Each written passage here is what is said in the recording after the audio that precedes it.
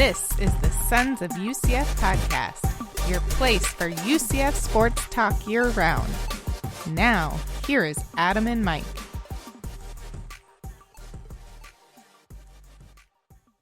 All right, here we go again, episode number 122 of the Sons of UCF. My name is Adam, and as always, I've got my friend and yours, Mr. UCF Mike, back, and maybe even better than ever. Michael, greetings, my friend. How are you?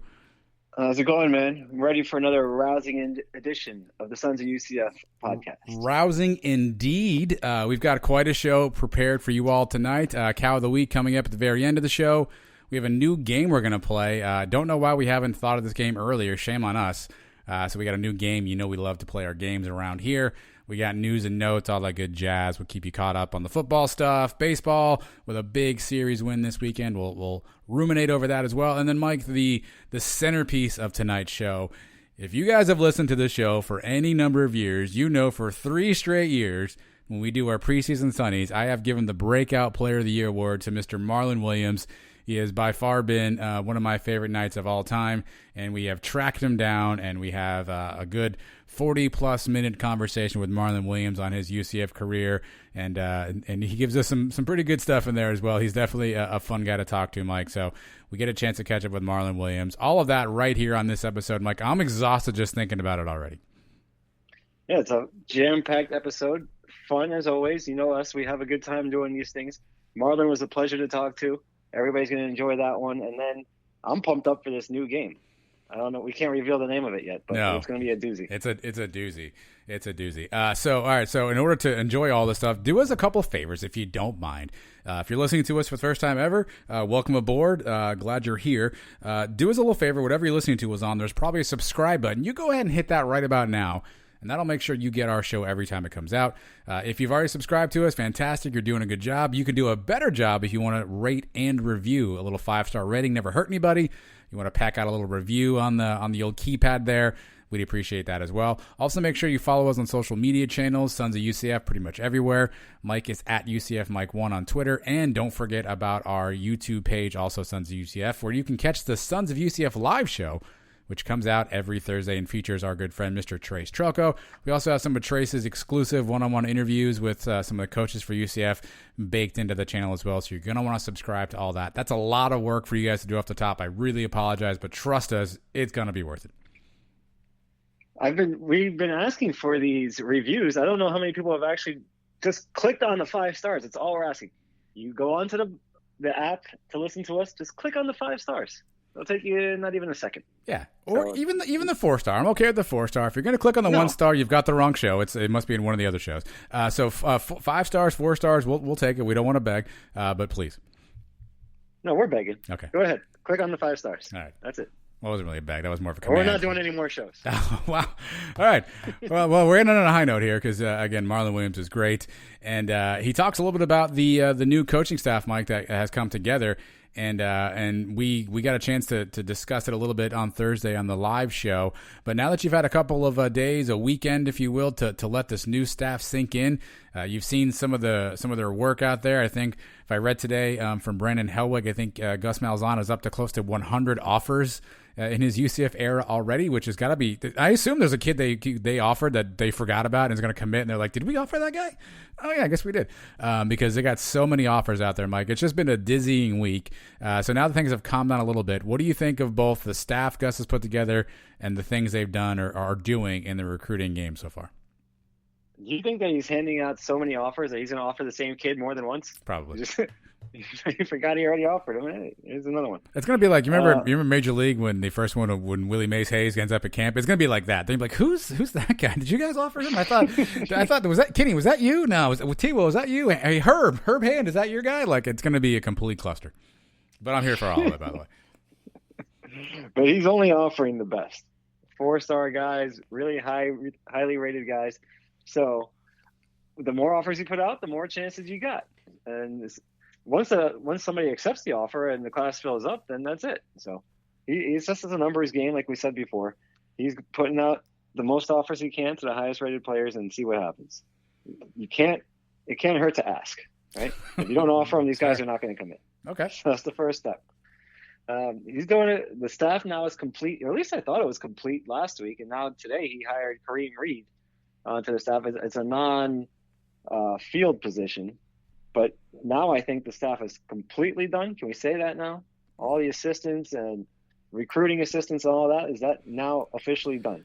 I think that's done because he hired a player of personnel today, some guy from Kansas whose name escapes me. I don't know. Yeah, I mean, obviously you get GA spots, right? UCF had a bunch of GA spots. So I don't know how many of those are available to him and how many he can use. I don't know if that'll be Kareem Reed's role. I'm not sure if he's an analyst. So I do like the addition of a UCF guy. And plus, for those who aren't familiar with Kareem Reed, he was on our show at once too. It doesn't exist anymore, but trust me, he was on. He's been a successful coach. He was coaching down in South Florida for a while. Took a really bad team in South Florida and made him a winner. Went to 2 different schools in Georgia and has been successful at the high school level as well. So not only does he bring in some UCF black and gold experience, but also another accomplished high school coach, Mike, which seems to be one of the routes that Malzahn is really kind of going after right now, is guys with some high school experience. Right, and this guy, like you mentioned, Florida and Georgia ties, that can't hurt. He's spreading it out now. We have guys here that know the Florida area. We got guys in Georgia. We got a lot of guys from Alabama, and those are the areas that he's attacking the most. So I like what he's done with the staff. He obviously he leans more towards the guys that he's worked with at Auburn before. So I'm thinking when he hires the graduate assistants, you'll probably see a lot of former Auburn players on that list. But it's good to have a former UCF guy now with Kareem Reed. Some guys that have familiarity with the campus and some of the players. And Wyatt, who's back now at UCF, he knows the guys on the team, worked with them in the past couple of years. So overall, the staff seems like it's ready to go. And you look like the guys that can recruit. And that's the main thing we have going for us right now, is get the best recruiters out there. And we mentioned all the offers that are out there. So let's see if we can close the deal now with some of these 4-star guys. Yeah, it's kind of one of those, strike while the iron's hot situations. Obviously UCF's name is out there. There's billboards that are being put up now, Mike. There was one spotted in Georgia. There's one here where I'm at in Jacksonville. So billboards are going up everywhere. So it's really time to strike while the iron's hot and see, if we can get a commit at some point. I don't know that we've had an official commit yet under the Gus Malzahn era, unless you want to count the 2 transfers, Mike, that we got from Auburn. So we talked about Mark Anthony Richards last week, and then we had another receiver who essentially was coming to UCF via Colorado State after his time at Auburn. He commits to UCF as well. So we've had at least some luck in the transfer area, if you will. I think Nate Craig Myers, I think the kid's name is. So we've had some 4-star transfers come in, Mike, but I don't think we've had anybody commit yet from the high school ranks. All right. Well, I mean, he's only been here 10 days or 2 weeks, whatever it is. That will come. And the Mark Anthony kid, he still has 4 years, I believe, of eligibility left. So he's basically like a new recruit. But the billboards, that's an interesting thing. That just popped up today. I heard a rumor there's one here in Fort Lauderdale. I'm going to have to go down the highway the next couple of days and see if I find it. That's interesting. That's part of the recruiting process, I guess. You're considering that part of the recruiting. Kids now in Georgia and all over Florida are seeing Gus Malzahn's face as they're driving up and down the highway with UCF on it. That can't hurt, I would think. Well, it's probably a couple things, right? It's recruits. It's probably to drum up interest, maybe season tickets or merch sales, right? I think obviously we said this early. One of the interesting things about Terry Mohajir's background was he was at one point the director of marketing. So this seems like one of those kind of marketing campaigns, right? Get your brand out there, get your name out there. Obviously, there's a push now for season tickets. We don't yet know what the season will hold, if you will, from a actual number of fans to be able to attend perspective. But it seems like marketing 101. Get your name out there, get your brand out there, sell some season tickets, move some merch. They put out the This Place t-shirts that UCF, the phrase that they coined, and I'm sure those sold out pretty well. So, this is probably just part of that Mohajir marketing strategy that brings with them. Season tickets, I believe, are about 85% sold out already. So not much to pick from. this place T-shirts. Did they rip off our buddy Chris Robinson with those? Well, Was I he mean, first? I think Chris was first in line. Yeah, that's actually what the. So I wore one during our second to last Sons of UCF live show, and I got mine from Chris. So I don't really know, who's first there. I don't know how that works. It's They look similar, right? They are very similar. I don't think Chris did not use the not the Mazon. He did not use the UCF logo. He just used a star, I think, where they UCF used the UCF logo. That's all I got. There's a difference. Yeah. All right, but yeah, the marketing is in full effect now, and let's see how much we can do in ticket sales. And like you said, who knows how many people they're going to allow in the stadium? We're hoping for 100%. If that is the case, then we still have a few more tickets to sell. If they don't allow 100% in, how are they going to determine which season ticket holders can get in and which can't? That's a conversation for another day, I guess, right?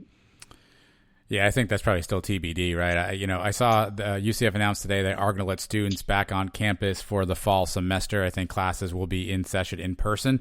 So one would think that if they're going to allow students back on campus and classes to begin in person, that would be the first step, if you will, of potentially doing that. But I guess it's not official until it's official. And the spring game has been announced April 10th. I saw a video of Malzahn already asking the students to start showing up for that. I don't know if they're going to put a cap on attendance for that. I don't think it's necessary because I don't think we would fill up more than 25% of the stadium anyway. But it'd be interesting to see how many people show up for the spring game. Yeah, that's gonna be interesting. I mean, I think I think it's March 15th is when practice starts, Mike. So it's a pretty quick turnaround. They got basically about a month, and it'll be really interesting to see the spring game. Obviously, I don't know how much of Malzahn's offense will get installed in that time period. It'll probably be a very basic, bare bones type of operation. But it will be good to see UCF kind of out there trotting out the new system, kind of looking at some things. But I don't imagine they're going to show way, way too much. But spring game is always a good time. I have yet to actually ever attend a spring game. So if this one can work out, my friend, I've definitely got my calendar circled. I don't know what the ticket situation is. I don't know if anybody gets in, if you want to get in. But this one may be on my calendar. They usually provide season ticket holders with free tickets. Are you going? Because I'm going to need your tickets in if you're not going. It depends. Are they going to do our quarterback challenge before the game, like we're suggesting, and willing to MC throughout the stadium? Well, if they do that, I'm definitely in. The Stugatz is strong in you, my friend. Yeah, I don't know. I haven't heard back yet on our quarterback challenge idea. As you and I have been talking about for years, we think it'd be fun to get some of the old QBs back and have them throw into trash cans and do some of the old stuff. Still waiting on a callback on that. I think it would be fun. Maybe COVID's not the year to do that. Maybe that's more of a next year thing.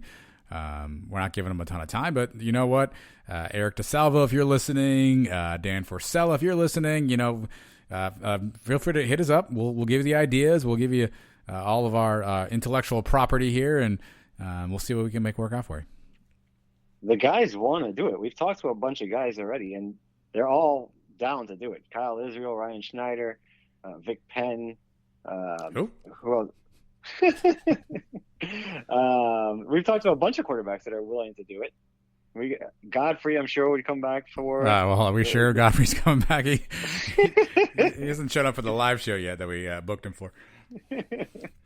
We have his number, though, right? Well, we do have his number. Yes, we do have his number. Now, if they can get Dante and Bortles in, that's then a wrap. I think you got a sold-out spring game. Right? Yeah, that would be cool. So let's see what these guys can do. And we've even talked to other positions. Have a little race going with some of the old fast guys. Bring Quincy McDuffie back and a couple of the other speedsters and see who the fastest guy is.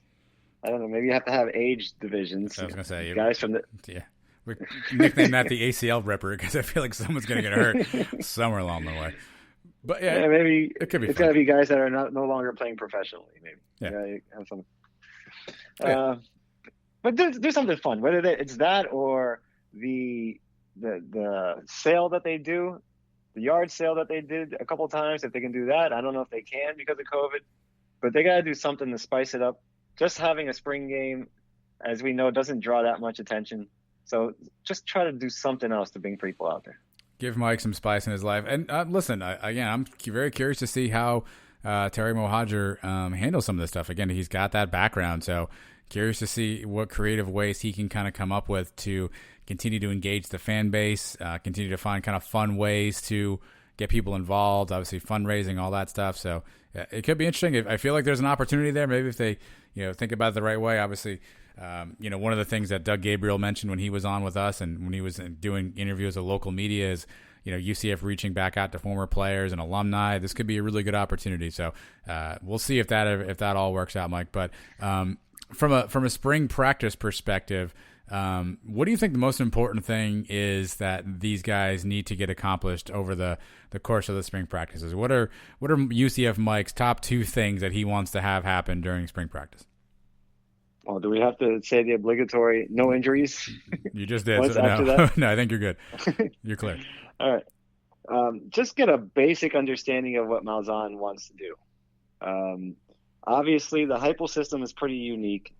Malzahn does run hurry up, but it's not quite the same. Just get his basic principles in. I'm sure there's a whole different playbook coming in.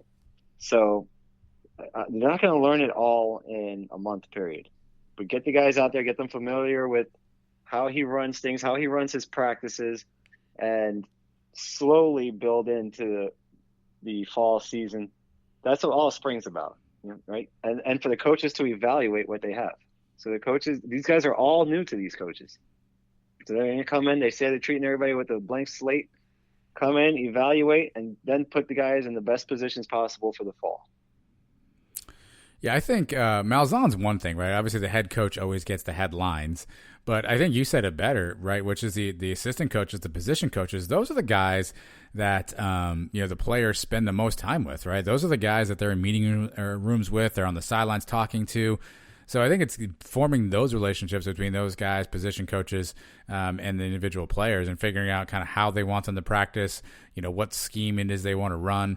Obviously this is the first time this entire staff has worked together. So, what will that look like? They got to build some chemistry as a staff. So it's probably, for me, all about just building that rapport, building that chemistry, gaining some familiarity, setting some ground rules essentially on kind of who they are going to be both on both sides of the ball, even on special teams. So I think if you set that foundation, learn how each other, plays and coaches, I think that would make a success from a spring game perspective. And then you get a chance to build off that as you kind of go through the summertime. And then obviously as you think about getting into fall camp. Right. And I'm kind of excited. I saw a couple of highlights today of some Malzahn trick plays and some of his best plays at Auburn. I think we might be in for some things we've never seen before. So from that point, I'm pretty excited about it.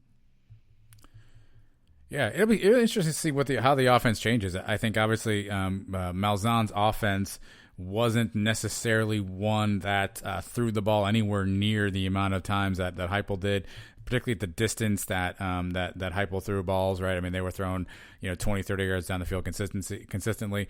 Malzahn's offense has typically been a little bit more balanced. I don't think he's had, outside of Cam Newton, who wasn't a prolific thrower of the football, by the way. I know Cam grew into that a little bit, but he wasn't exactly the rifle-armed quarterback back in college. It's hard-pressed to think about a quarterback that Malzahn's had that has been sort of an elite arm talent throwing quarterback. I mean, I feel like I watch as much college football as the next guy, and I can't think of one off the top of my head that I go, oh, yeah, that was the guy. So it'll be curious to see how he uses Dillon Gabriel's strengths, which obviously are probably more with his arm than with his legs, which, again, is a tad different than maybe what Malzahn's really had in the past. Right. So, I mean, I want to see how he develops, not only Dillon Gabriel, but the other quarterbacks on the roster, and see how those guys fit into his system. And then he's talked about now having a championship defense. He's got a lot of work to do on this defense that we have here now. Let's see what kind of improvements you can make on that side of the ball as well. Yeah, and last thing for me is just how some of these new guys are going to fit in. And by new guys, I mean the guys we didn't get to see a lot of. So on defense last year, obviously we saw a little bit of Devod Wilson. We did not see hardly any of Jaden Francois. I don't think he saw the field at all. I think he was dressed one time. Or I don't think he was dressed, actually. I take that back. I think Deontay Marks was dressed one time. I don't think he saw the field. Then we brought in Brandon Johnson, who came in from Tennessee as a grad transfer when Heupel was still here. He's now still here. and then you bring in the two guys from Auburn, Richards and Craig Myers. So we'll see how they gel, Mike. Those are newer guys that we haven't really kind of seen before. So curious to see how those new guys kind of fit in. Most of those guys, I think. Let me think about this while I'm talking. I think all of those guys were 4-star recruits. Does that sound right? I'll take your word for it. All those transfer guys. I feel like those guys were all 4-star recruits. So let's see how that infusion of talent, helps out in the field. Obviously, new system, new coordinators. So let's see how Malzahn's able to sort of bridge that stuff together and really, fortify the receiver position. Obviously, we talked to Marlon here in a little bit. There's a huge hole on the receiver side, Mike. A lot of those guys obviously have moved on. And so who's going to step in and step up? I think that'll be another interesting thing to see who kind of gets first team reps and who's running out there with the ones at the receiver spots. Well, we know it's not Stretch Cradle, obviously. That's not very good.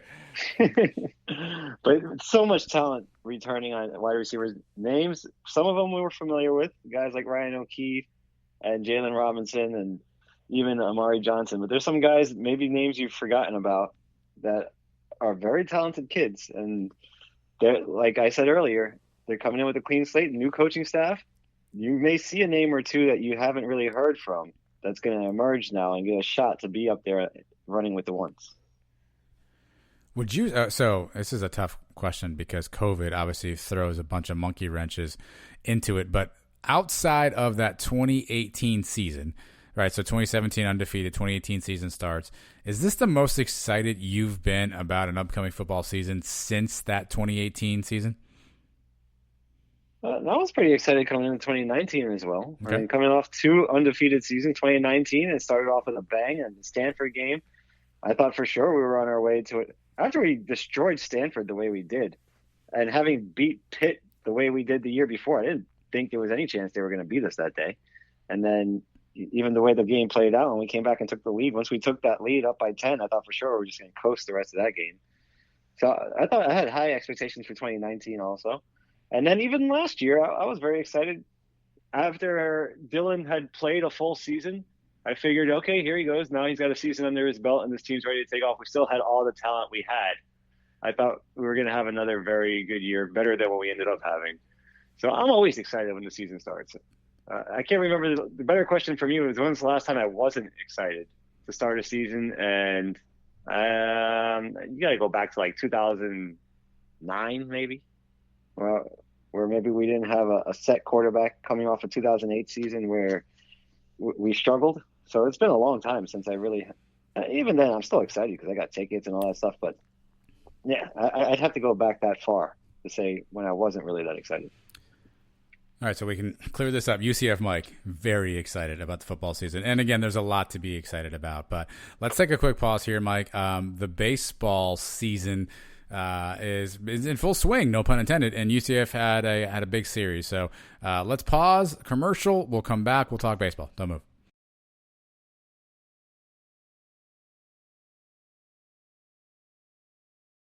All right, told you to be back. Did you move? I told you not to move. If you moved, then you would have potentially missed this conversation. Mike, UCF baseball, who I believe, if I had this correct, you have pegged as a carbon copy of the 98 Yankees.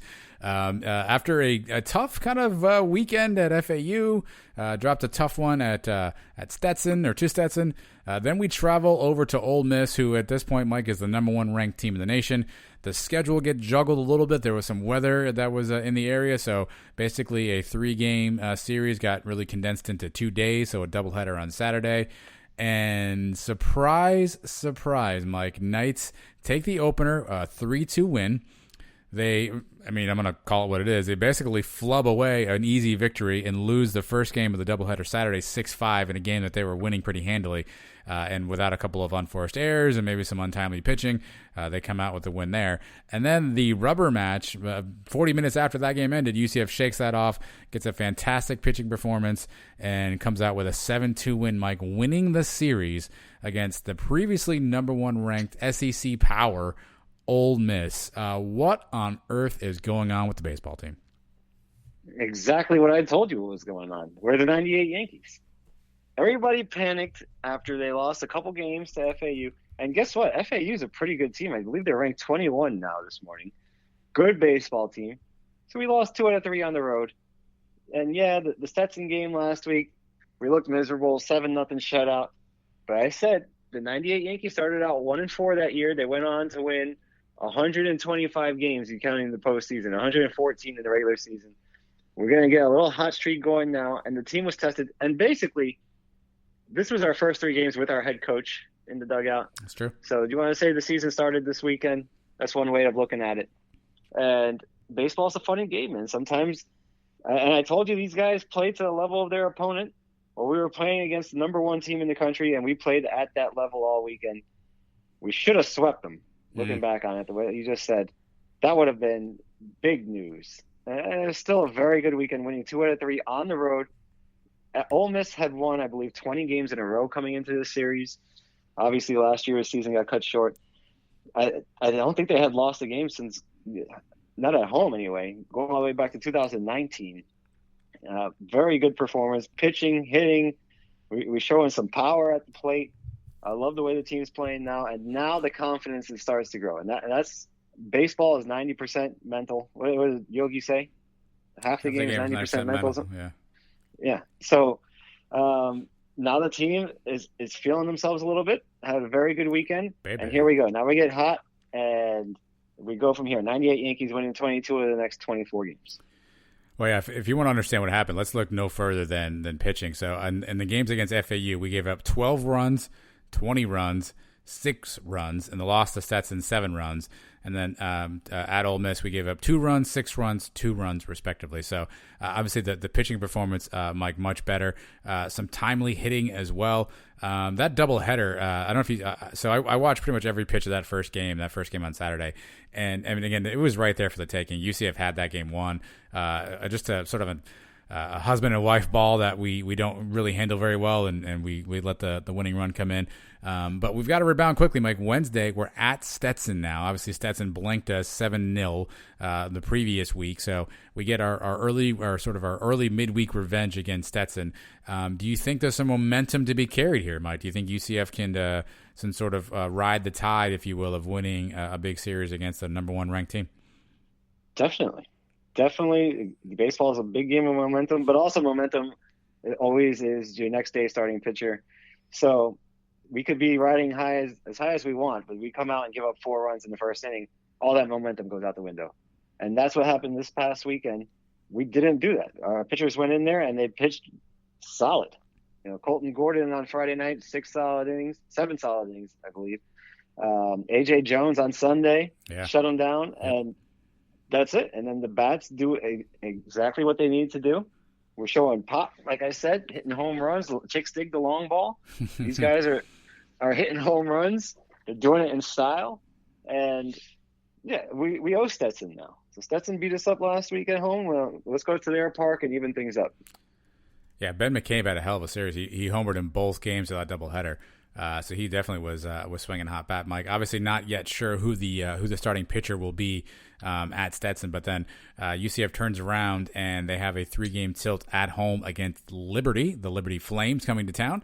All 3 of those games will be available on ESPN Plus for you. So Friday, Saturday, Sunday, 6, 4, and noon, respectively. And then, Mike, the schedule gets a little weird. We go at UNF here in Jacksonville on a Wednesday, then back home for a Friday game, at UNF for a Saturday game, back home for a Sunday game. So we basically play a flip-flop right after that with 4 games for UNF. So a couple of a good series coming up for UCF. And, I don't know much about the Liberty and or UNF baseball teams, Mike, but it feels like these are winnable games where if we can take and sweep all of these series, that gets us right back to a matchup again with FAU coming up March 16th. So there certainly is some schedule ahead that maybe breaks favorably, but it's pitching, and it's more pitching, and that's kind of where UCF's lifeblood has to be right now. All right, so there's 8 games coming up before the FAU showdown again. Win 6, go 6-2, and you take that every day of the week. You're going to slip up here and there. Maybe 7-1. If you're the 98 Yankees, you go 8-0. So let's see where these guys are at. The North Florida series is interesting. The flip-flopping there and back. I think it's because when I was talking to Trace when we were at the game the other day, Conference USA teams, and I don't know, where's North Florida, what conference they're in. They're probably same rules. They don't allow their teams to stay places overnight. so they have to go there, and that's why they're going back and forth that way. And I got a question for you. Yeah. There's a Saturday game in Jacksonville. Yes, sir. Has Trace contacted you? Is he going to that? Are you going? I have not spoken with Trace about that. It's a distinct possibility. Actually, it's not a possibility because that date is a day we have planned to do something else. Yes, definitely can't go. Wednesday night. My Wednesday could be it. My wife just bought tickets for something on that night, so won't be going to that one. But maybe that Wednesday nighter, that could be your boy. I could be on that one. And then they're back at home, obviously, and then they come back up here to play Jacksonville for 2 on a Friday, Saturday. So maybe the Jacksonville stuff. Although UNF's much closer to my house, but what are you gonna do? Well, they're both located in Jacksonville, Florida. Huh? That's what I hear. So I don't know. How do you know which one's closer to your house? You researched this already? I know where my house is, and I know where those are, and so I know that's closer. But I will say this: I had to look at one of my MapQuest. I will say this: as much as I know you rail against ESPN Plus, and trust me, the quality on football games is horrendous. Basketball is not much better. It's actually pretty good to have this as an arsenal item right now because on the weekends, if you just go to your ESPN Plus, there's probably a volleyball game on, there's probably a softball game on, you catch these baseball games, and these are things that if you didn't go to the stadiums and you weren't on campus prior to this, you never got to watch some of these events. So I will say ESPN Plus is warming up on me. Now the quality of the broadcast is terrible, and the announcing is usually pretty bad, unless it's ELO and on the softball stuff. Much love ELO. But other than that, I just turn the volume down and I'm good to go. But I will say it's been nice to be able to at least get access to some of these games and some of these sports that you previously wouldn't have had access to, Mike. Well, when comparing it to nothing, yes, it's better than nothing. That is correct. That is what I'm saying. I remember years ago watching baseball on the internet. It wasn't ESPN Plus. I don't remember what it was. Maybe CSTV had some kind of streaming or something. But it's better than nothing, like I said. And the first game, the FAU series, the first game I remember watching, Mark Daniels was actually doing the game. Mm-hmm. He was doing it by himself. I mean, can we get somebody else in the booth there with him? What, are you busy? Are you available? Well, I'm not really available, especially for these weekday games. I live 3 hours away. All right. But I'm sure there's got to be somebody up there that knows some baseball. Ben Stout. I mean, Ben Stout's everywhere. Maybe Ben Stout, baseball color man too, or what do you think? Yeah, sure. Ben Stout, any former baseball player that's up there in the area, I'm sure can lend a hand. Because baseball is very tough to do when you're all by yourself. I mean, there's so much dead time to kill. Baseball is a great game where you can tell stories in between pitches and all that stuff. And I love Mark; he does a great job. But to do it by himself is very hard. I feel like you and I could do a baseball game. Sure, I mean, here's the 2-2 to McCabe fouled off to the back. Anyway, Mike, so when you're cooking a waffle, I feel like we could pull that off somehow. I feel like it's really just our show in between, the 2-2 to McCabe fouled off, Jones back to the rubber. I mean, I feel like we could pull that off. Is this something we're doing now, live? Or we're doing it live since UCF? We're probably not allowed to, but if so UCF won't do our spring game idea, they can at least let us do play-by-play of a game. I mean, that'd be cool. We'll compromise. Yeah, we'll compromise. As soon as the UCF take over, we will announce the game.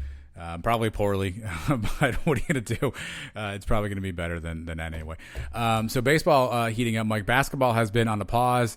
The Temple game got COVIDed, and so the Temple game not happening and will not be made up. And so UCF does not play again until Thursday evening. So a pretty long stretch there before their next game, and then not a whole lot of time before the tournament starts, Mike. So an unfortunate turn of events for the hoops team. Just starting to gel together, just starting to kind of get things going, positive momentum, and now they have it's going to be like a 10-day layoff in between games when it's all said and done. Pretty disappointing. I'm sure it's frustrating for those guys too because they were just starting to really kind of put all things together. Yeah, and winnable games that we needed to get back to 500. We could have won these last 3 games. Temple was a team that beat us early in the year where we really shouldn't have lost to them. They're not a good team. We beat Tulsa already once, so let's see. No, this one would have been at home. I think we could have a shot to get back to 11-11 on the season heading into the conference tournament. But now that's kind of been taken away from us. So let's see. We know the team did not react well from the first COVID layoff. Let's see now, hopefully, having experienced it once, maybe we're better prepared for it. But if you are looking for some drama in your life, here's the scenario for the women's basketball team. In order to win the conference, they have to win out. They have 2 games left, Mike. They have to win both of these games to win the conference. And look who it is. Look who our opponent happens to be, Mike. It is the Cows. UCF women's team plays Tuesday at the Cows, and then Thursday in Orlando. UCF wins both those games. They win the division. They win the conference, if you will.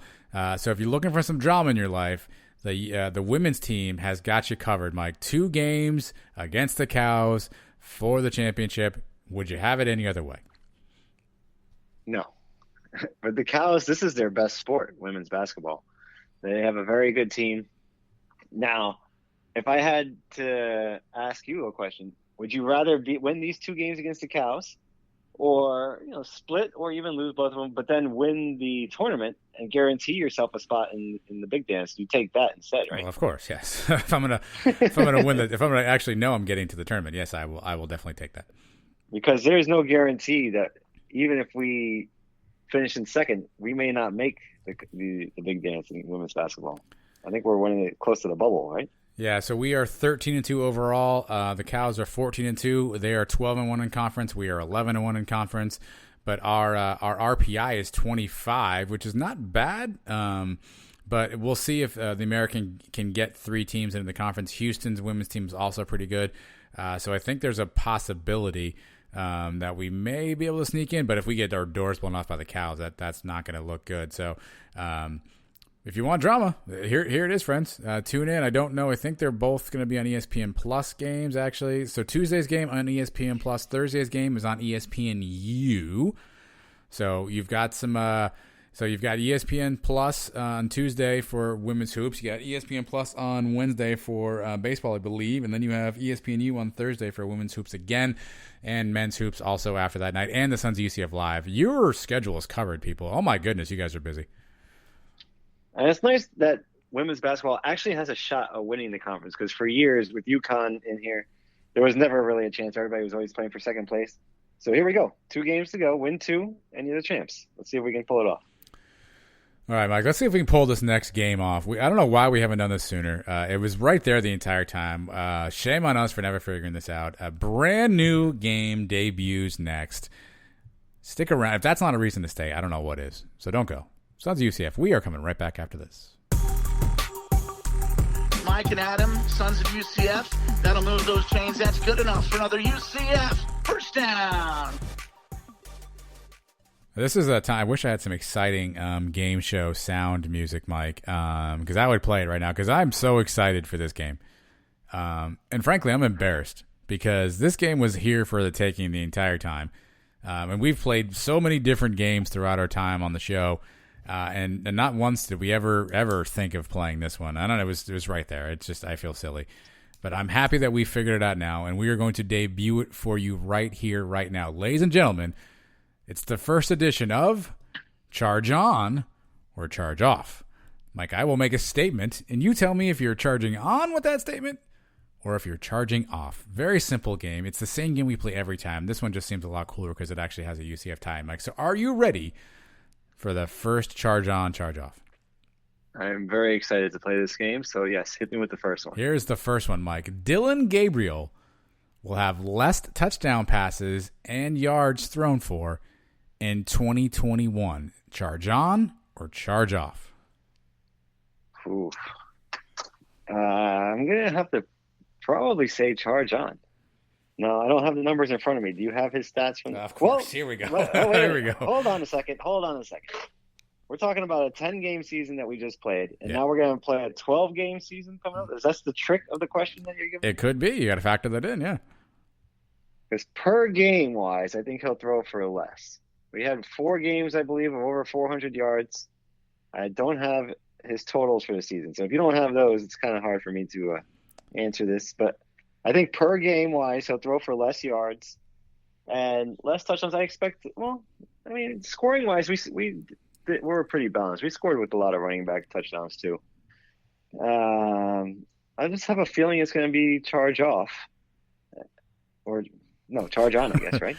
All right, I agreed with the statement. Yes. Well, here's what I got for you. So he in 10 games, to your point, 3,500 yards, 32 touchdowns. Now, just for comparables, just sit tight for a second. Freshman year, 13 games, 3,600 yards, so only 100 yards more, and 29 touchdowns, so less touchdowns. Oof. I mean, it's still a very good season if he throws 30 touchdowns. It is. Oh yeah, I'm not. Be less. Yeah. So here's the other part of the question. I'm not saying if he doesn't that we're going to be a bad team. It just may be a function of the offense. Right, and a big part of that is all the receivers that are leaving, and we're probably going to be more of a run-heavy offense. We're probably going to have less possession. I don't know, less possessions, less plays per game. You would think we slow things down a little bit. So I'll stick with my charge on. I think he'll have a little less yards, a little less touchdowns, but doesn't necessarily mean a lesser season for Dillon Gabriel. And just for comparable, so Bo Nix, who was the quarterback at Auburn, obviously that Malzahn worked with. So in he was obviously a true freshman. 2019, he threw for 2,500 yards. In 2018, the Auburn quarterback was one Jarrett Stidham. He threw for 2,700 yards. In 2017, again, Jarrett Stidham, that was the Peach Bowl year for them, 3,100 yards. And in 2016, the quarterback was efforting.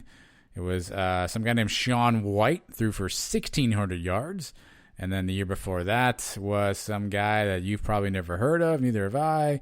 His name is Jeremy Johnson. He threw for 1,000 yards. So Stidham's the closest at 3,100 in that 17 season. Right. Yeah.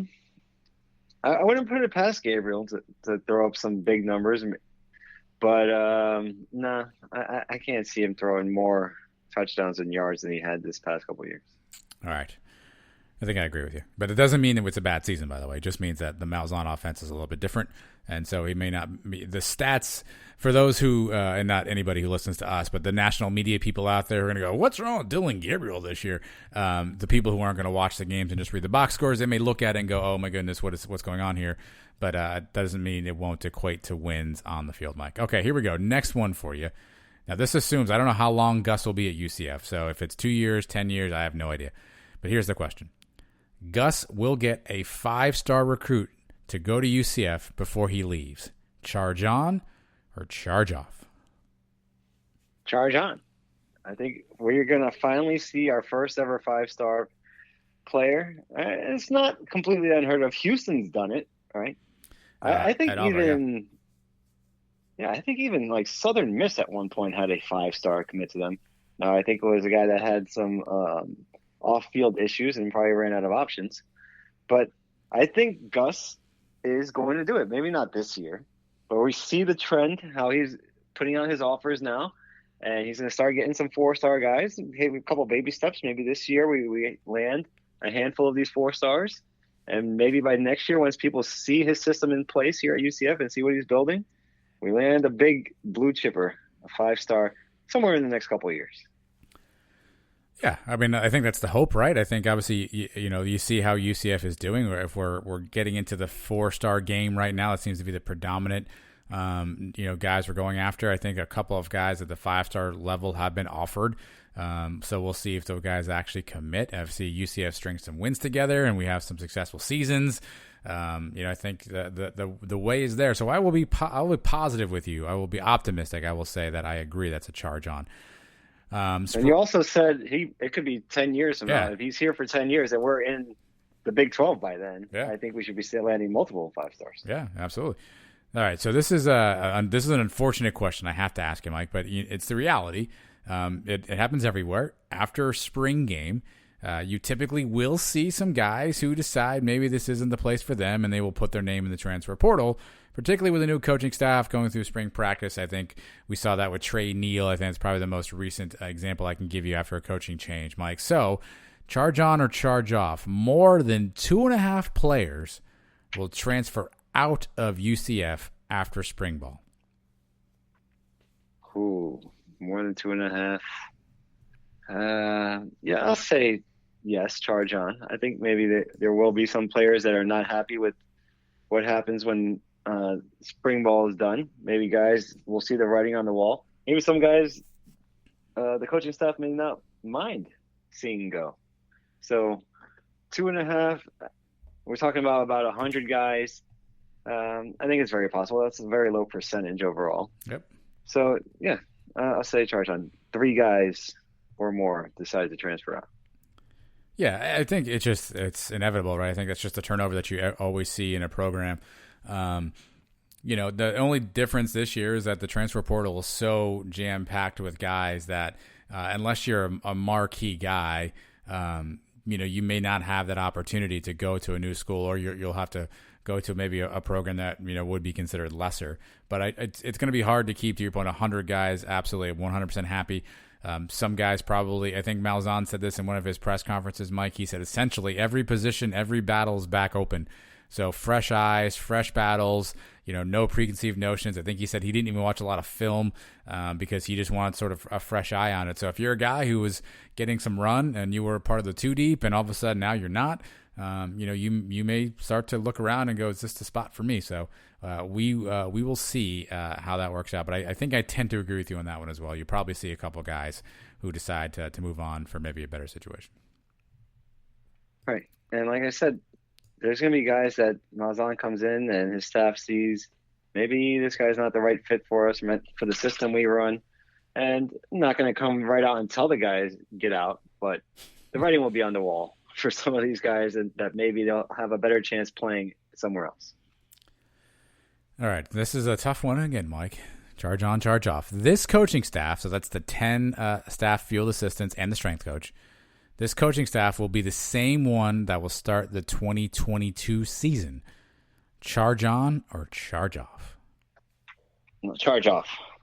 All right, someone's getting fired. All right, cool. Who's getting fired? Give us the details. I don't know if somebody's getting fired, but somebody may only be here for a year and then take a job somewhere else. Whether that's because they did a great job and somebody's going to pay them more, that's a possibility.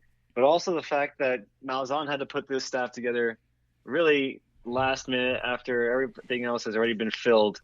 Maybe he didn't get his top choice in every position, or maybe he's got his eye on already somebody for next year that he wasn't able to get for this year. It's very rare that the entire staff comes back more than 1 year in a row anyway. So I'll just, playing the numbers here, I'll say at some point one of these guys will only be here for a year. Probably right again. That's the logical pick, though. These guys all have 2-year contracts. Some of the younger guys came on a pretty cheap deal. T. Will is a name that we had heard from one of our Auburn insiders, not the one trapped in a closet, but the other one. He mentioned that his name, T. Will's name, was bandied about as a possible option for the head job at Auburn. So you got to think if UCF's defense puts together a pretty big season and he'll become a hot commodity a la Marcus Freeman at Cincinnati type of situation. So you're right. You could see some guys get a chance to further their careers. It's hard to keep staffs together. Frost was able to keep his staff together pretty much, I think, largely those 2 years. Then Kevin Smith left after year 1 to go to FAU, or did he stay for the 16-year? I think he stayed for the 16-year, left for the 17-year. Obviously, Heupel kept his staff together for the first 2 years and then started losing guys. So we'll see. I guess your odds are probably in your favor, so I'll give you this one. But hopefully it's for good reasons, not for bad. Yeah, you don't want to see somebody get fired after 1 year. So you hope that's not the case, but I think chances are somebody will be gone. Next up, in 2021, UCF will have more than 1.5 special team return touchdowns. 2021, more than 1.5 return touchdowns. I'm not talking block kicks. I'm not talking block field goals. I'm talking actual punt or kick return touchdowns, Mike. Charge on or charge off? I got to say charge off. More than one. I mean, I think there's a chance we get one. But now you're talking about getting 2 yes, in the same 2. year? A whole 2. We haven't had 2 since Mike Hughes basically did it. Nah, I can see 1. I don't see 2. I hope I'm wrong on this one. I hope maybe we get somebody back there that loves doing the kick returns and the punt returns, and we have the next Mike Hughes, the next Joe Burnett somewhere on this roster. I haven't seen it yet. Maybe Ryan O'Keefe is that guy. We know the speed is out there. So I'm going to say charge off, hoping that I'm wrong. Hit me with a charge on. I'm going to be optimistic here. We saw Amari Johnson return some kicks last year. He seemed like he was pretty live, like he wanted to run some around. You already mentioned O'Keefe. He's a speedster. We have Kavan Ahmad. He's a speedster. So we definitely got the speed back there. I think we got some guys who would give it a shot. So I'm going to be optimistic here. I'm going to go charge on. I have no idea who. I have no idea when. And I also know it's not easy to do this, but give me charge on just because, I don't want to have the same answer as you every time. I would love that. The kick return, the punt return for a touchdown is one of the most exciting plays in football. Also, you don't get a lot of we don't see a lot of guys return kicks anymore. There's so many kicks just go out the end zone. How many kickoffs did we actually return this year? I don't think it was more than a handful or a couple handfuls. So yeah, we fair caught a lot. All right, I'm gonna switch these to basketball for a sec for you. Ready for this? Sure.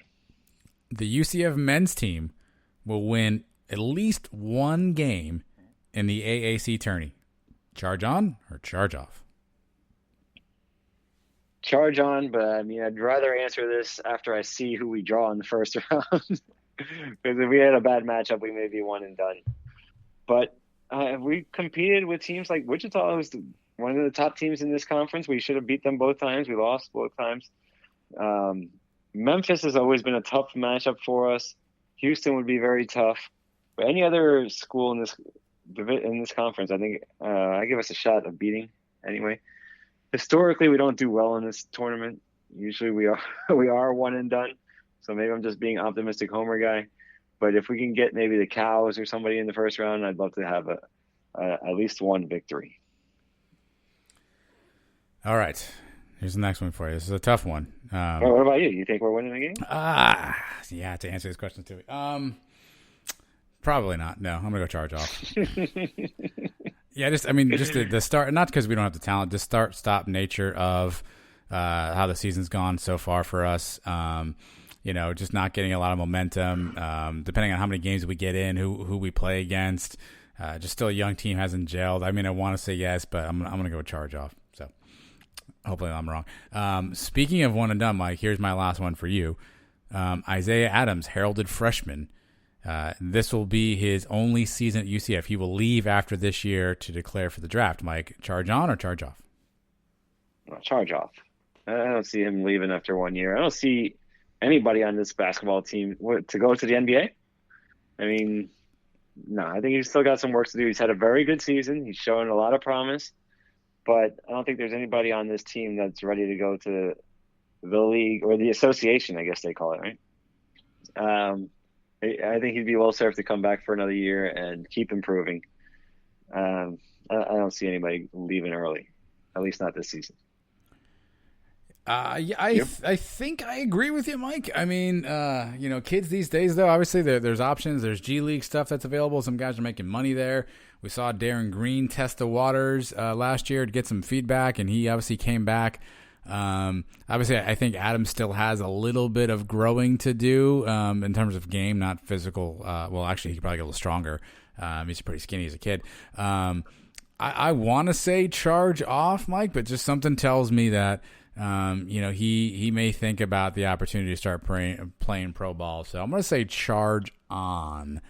I'm not saying that may be the right decision, but that I think I'm going to go charge on for this one. Are we seeing a lot of college kids playing a year and then going overseas and just starting to get paid and then coming back to the NBA? Is that happening more and more? Yeah, it's happening a little bit. It's not a huge trend, but the G League has started this new thing now where essentially they are paying some of these high school kids and essentially putting them on like a developmental team that plays other G League teams. They're getting like real NBA coaching from former NBA coaches and players and whatnot. It's kind of a select team that goes around. They're getting paid comparable money to what you would do if you went overseas, like an RJ Hampton or LaMelo Ball did. Now, obviously, I'm not saying Isaiah Adams is at this level, but you are seeing some kids, and again, they're pretty good kids who are getting that opportunity. So, not a huge trend, but when money's out there to be had, Mike, and kids are thinking about the next steps, I wouldn't be surprised if he made an effort. I'm not saying he would make it. I'm not saying he's going to be a superstar. I'm not saying he should, but I wouldn't be surprised if maybe he makes that decision. How many guys that go to the G League end up making it into the NBA? God, if I know. Yeah, I have no clue. Not a lot, frankly, right? I mean, that's obviously why the G League's there, but not a ton. It's certainly not a huge pipeline, but it's also the first time some of these kids straight out of high school are trying this. So who knows? Obviously, Isaiah Adams wouldn't fit that mold, but it's probably not the most stellar career path option. All right. The NBA is probably the hardest league to break into. And if you're not a first round pick, it's very difficult. Definitely if you're not in the second round. Do they even have a third round? I don't even know. I don't think They do so. not. No, they do not. So, yeah, if you're not a draft pick, your chances of getting in there are very slim. I'd say come back for another year, develop your game a little more. Like you said, get stronger. And after 2 years I think is good in college. If you can come for 2 years, the only guys that come for a year and leave are superstars like Carmelo Anthony, guys like that, where it's very obvious that they're better than everybody else in college. Yeah, I mean, with the NBA rules as they are, I mean, that's kind of what it is. I'd be curious, if how many of these kids, if Isaiah Adams would have thought about going to the league at that point. But so that's charge on, charge off, Mike. What did you think? I mean, it was there for us the entire time. We never even thought about it. Now it's here, and maybe it's going to become our new thing going forward. Yeah, sure. It was enjoyable. You want me to throw a couple for you? If you've got them, I don't want to put you on the spot, but if you're prepared, I mean, I'm always ready to handle, whatever charge on, charge off action you got, my friend. All right. Some not so serious ones. Okay. All right. The uniforms the last few years have been, different, right? And we've seen the addition of the space uniforms and Canaveral blue. Continuing with the Canaveral blue theme, charge on or charge off? What do you mean by theme? As an accent color, as like the piping on the jersey, or are you talking about going like full on like blue jerseys, blue pants, blue helmet, something like that? Whatever.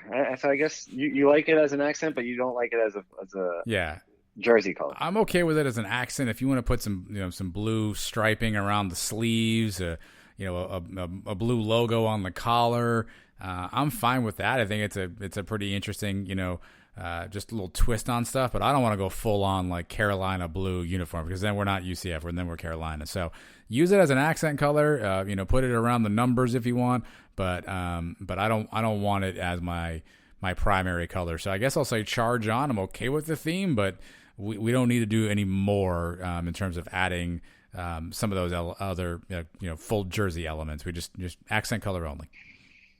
All right, I'm going to charge off with it altogether. I think that was a Danny White thing. He liked that color.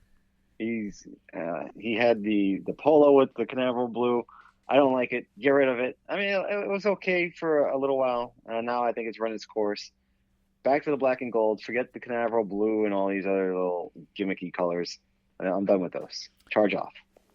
I know you're a traditionalist under uniforms. You're a Yankee fan. That should make a ton of sense. And I'm not saying that every game, maybe it's one game a year, they do some sort of special jersey and they throw on some additional, Canaveral blue accoutrement. But, I mean, it can stay around a little bit, but let's just not go crazy. All right. How about remember we saw the Citronaut mascot, the blow-up doll that came out that one time? How are you feeling about the Citronaut overall? Do you like the direction it's going? Do you think that mascot needs to make a return? Charge on, charge off on the Citronaut. Well, charge right the hell off on that blow-up mascot, okay? Because that was a godforsaken idea. Again, I'm okay with the Citronaut mascot logo thing. I don't know if I'm fully in the camp of that should be our new logo and moniker and all that stuff. I mean, it certainly has a little bit more of an eye-catching or an ear-catching ring than Knights does, right? It's a little less common. But a Citronaut is also sort of a made-up thing. And not that you can't have a made-up mascot. It's just it seems a little much. I would need to warm into it. I'm okay with it as a throwback. I'm okay with it as a little zany, alternate logo situation. Throw it on some merch, sell some more stuff. It'll probably fly off the shelves. But I would stop short of doing a complete and total Citronaut rebrand right now, and I would definitely get the hell out of here with the blow-up mascot. So I'm not sure. I think it's a half charge on, half charge off on that one. Is there a way they could do the mascot that you would like it? You will need a traditional mascot. Yeah, outfit. give me live action person. Like, give me person inside orange costume is essentially what I would go with, right? And even then, it wouldn't look great, obviously. But give me real human in costume, and then I would be more apt to enjoy it rather than that inflatable, side of the road car dealership like waving around guy they had. I think there was a human inside that thing. I feel bad for that person. Oh my goodness. Is there hazard pay? Is there, good Lord. What's the job description for that look like? Jeez. All right. This one may be a little controversial too. Nugget as one of our. Yeah, here you go with Nugget. You want to call it a mascot? What do you consider Nugget? See, I know where you are. I'm charged on with Nugget, and here's why. I don't consider Nugget to be a mascot.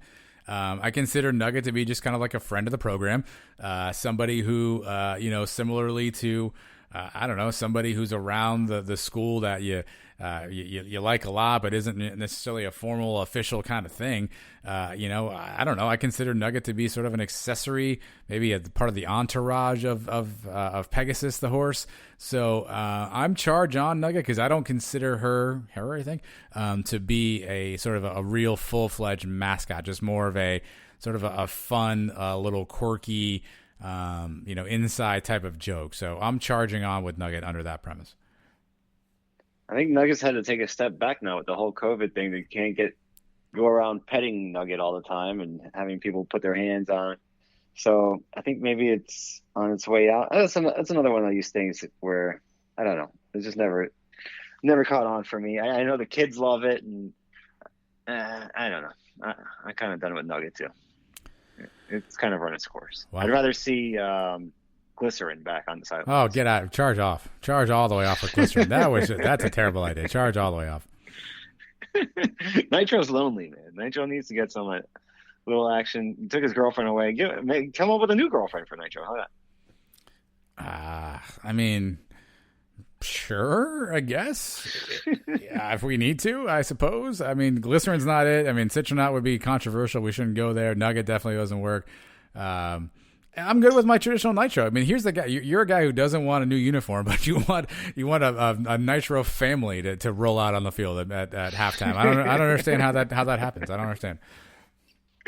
I just feel bad for the guy. He had a girlfriend one time 20 years ago. Now he's got nothing. He's petting. He's got the Knights, bro. He's charging on. He's fine. He's knighting everybody now. He's got all these. He's a famous, knighter of coaches and athletic directors. His Lee Corso stole his outfit. He's living the dream, man. I think Nitro's good.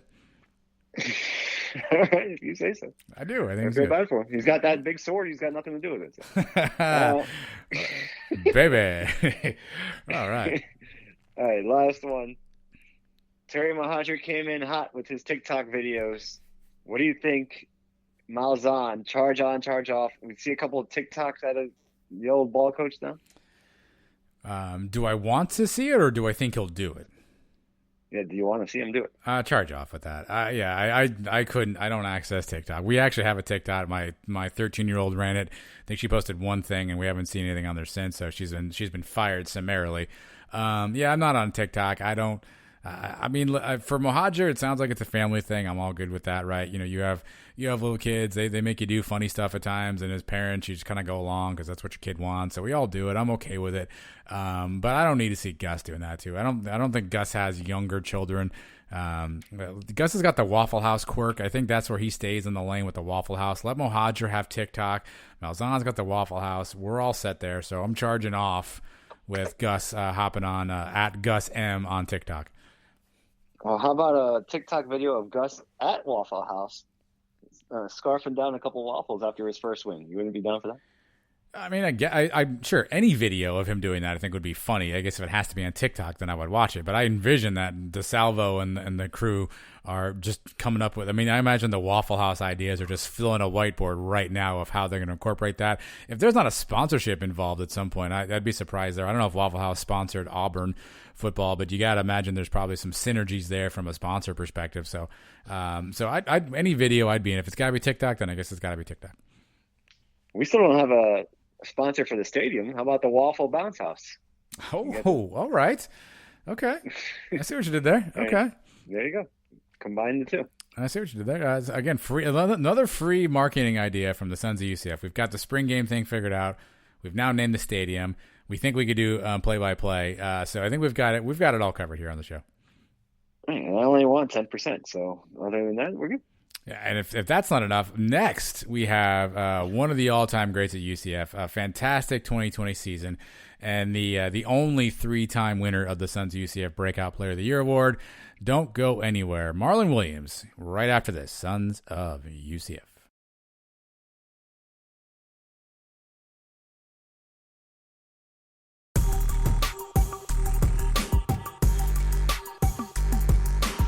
The Suns have a new interview. Listen up. All right, well, it's not too often around here. If you guys listen to the show, you know that the guest that we have tonight is a guy that I have long been a fan of. In fact, he's the 3-time winner of the Sons of UCF Breakout Player of the Year award. And breakout he did. He actually just wrapped up his UCF career, finished with 2,200 yards, 19 touchdowns, including 10 of those here in the 2020 season.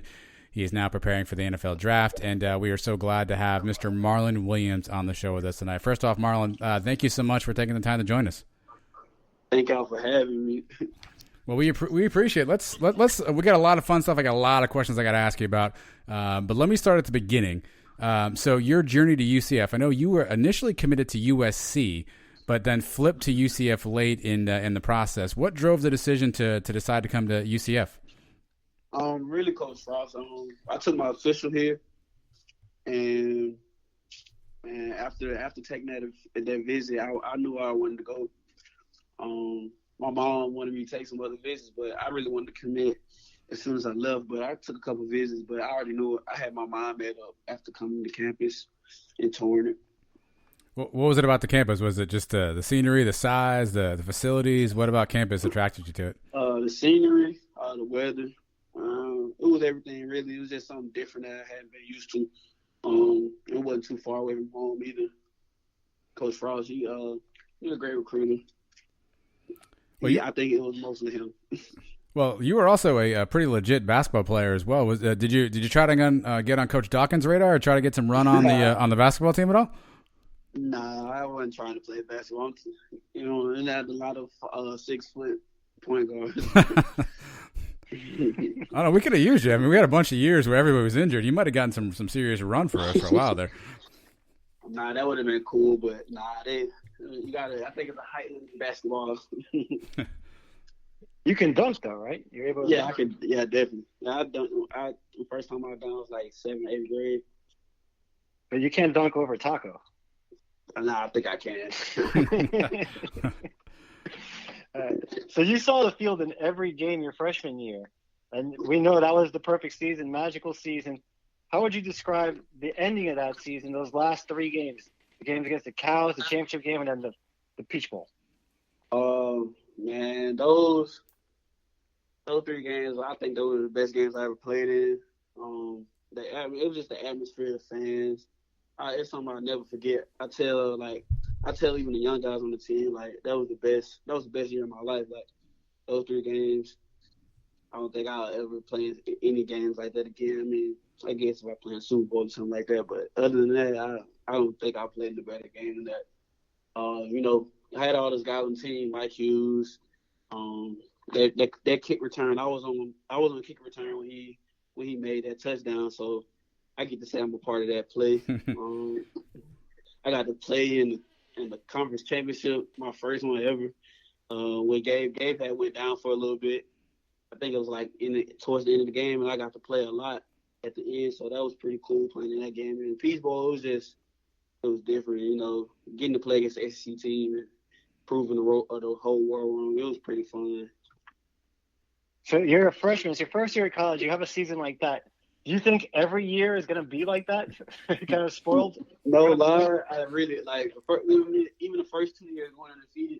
I was like, man, like I'm definitely going to another conference championship at least one more. But getting older, it don't work that way. I mean, it's just sometimes everything works your way, sometimes it don't. So I mean, it was pretty fun though. I mean, I wish I could have went to more, but. Boy, I won 2 more than a lot of people. Well, we know after that season, Coach Frost leaves and Coach Heupel comes in. And one of your former teammates, Rashad Kazi, was just in the news. He gave an article, an interview to The Athletic. And when describing the transition of Heupel from Frost, he said that Heupel came in and, quote, let you guys let your nuts hang. How would you describe the transition from Coach Frost to Coach Heupel? It was different. They got two different coaching styles. Coach Heupel is more of he's not like a laid back coach like Coach Frost. Coach Frost is pretty laid back. He lets you make your mistakes, but as long as you give him good effort, you progressing. He was always there. Make sure you're doing your job. Coach Heupel was kind of showing me, Coach, you got to show him that you can play. You got to earn his trust, basically. So it was kind of different. I mean, both great coaches, just two different coaching styles. So was Kazi right that he let you guys let your nuts hang, or is he wrong? Yeah, I say I think both coaches, honestly, to be honest, I think both coaches let us do that, honestly. How about it for you on the offense? I mean, obviously, we know Heupel's system was definitely a little bit faster. How did your role change? What did you have to do differently to adapt to the Coach Heupel offense? I had to learn how to play slot. I had never played that position before. I went to him a couple times, tried to get moved outside, but in his offense, he needed a bigger body guy, play slot to block backers and stuff. So it was kind of transition, and it was some route concepts that I wasn't used to. His offense it's very different, but it was effective though. I feel like, Marlon, do I have this right? I feel like that first year he tried to use you kind of like in a hybrid running back spot a few times. You had a bunch of carries that first 2018 season. Do I remember that correctly? Was there a concerted effort to kind of get you the ball in the backfield, kind of in a running back-esque role? I think it was just trying to get playmakers the ball. We had a lot of guys that year, so it was kind of hard. It's kind of hard to get everybody touches. So, I mean, I guess that was a way of him giving me the ball. How frustrating was it for you guys in the 2018 season? We're coming off a perfect season. We're going undefeated again, and we're still not getting the respect from the pollsters and the media. Like, I know as fans, we're going crazy shouting for the playoffs. What's it like for you guys in the locker room? It was pretty tough. I mean, you can see everybody can act like they don't pay attention to it, but when you go undefeated 2 years in a row, you still don't get respect. It kind of takes you off a lot. You know what I mean? After a while, we just started like, well, whatever. We just got to do what we can do. And at the end of the day, if it don't work out, we know we did our best. Do you think that if McKenzie doesn't get hurt there at the end, that they may put us in? Do you think that was a deciding factor, or is there just no way they're ever going to put us in? Well, say it again. I'm sorry. If McKenzie doesn't get hurt at the end of the year, and we're still undefeated, you think then maybe they would have put us in, but because of him getting hurt, you think that had anything to do with it? Or they're just never putting UCF in? I don't think they have put a group of five in. I mean, Cincinnati went undefeated, and they didn't get a chance either. I mean, I don't know. I feel like until they expand the playoffs, we won't really a smaller school won't really get a chance. Do you guys talk about that? And y'all seem like if you're coming into the season and basically you already know that you can't make the playoffs. Does that affect you coming into the year? Yeah. I mean, we talk about it, but I mean, we always try, to just do our best. We say we take care of our business, take care of what's in front of us. We can't control the uncontrollable. So, I mean, yeah, we'll talk about it, but I think everybody had a sense of what was going on and how college football playoffs work. So when McKenzie gets hurt in that game in Tampa, we're going into a championship game with a freshman in Darryl Mack who really only played one game in his career. What's the feeling in the locker room heading into that game? That game, I mean, DJ is one of my good friends, so I mean, I had all the confidence in him. A lot of guys on the team had a lot of confidence in him. It was a big game for him, so I mean, everybody was like kind of uncertain. But I mean, I had all the confidence in him. I knew what he was about. I knew he was gonna help us win. He did show up. Definitely showed up. How about when we're down 17 in the first half? We have no answer to stopping Memphis on the ground. Any doubts creep into your head? Yeah, man. I honestly, I don't know. I feel like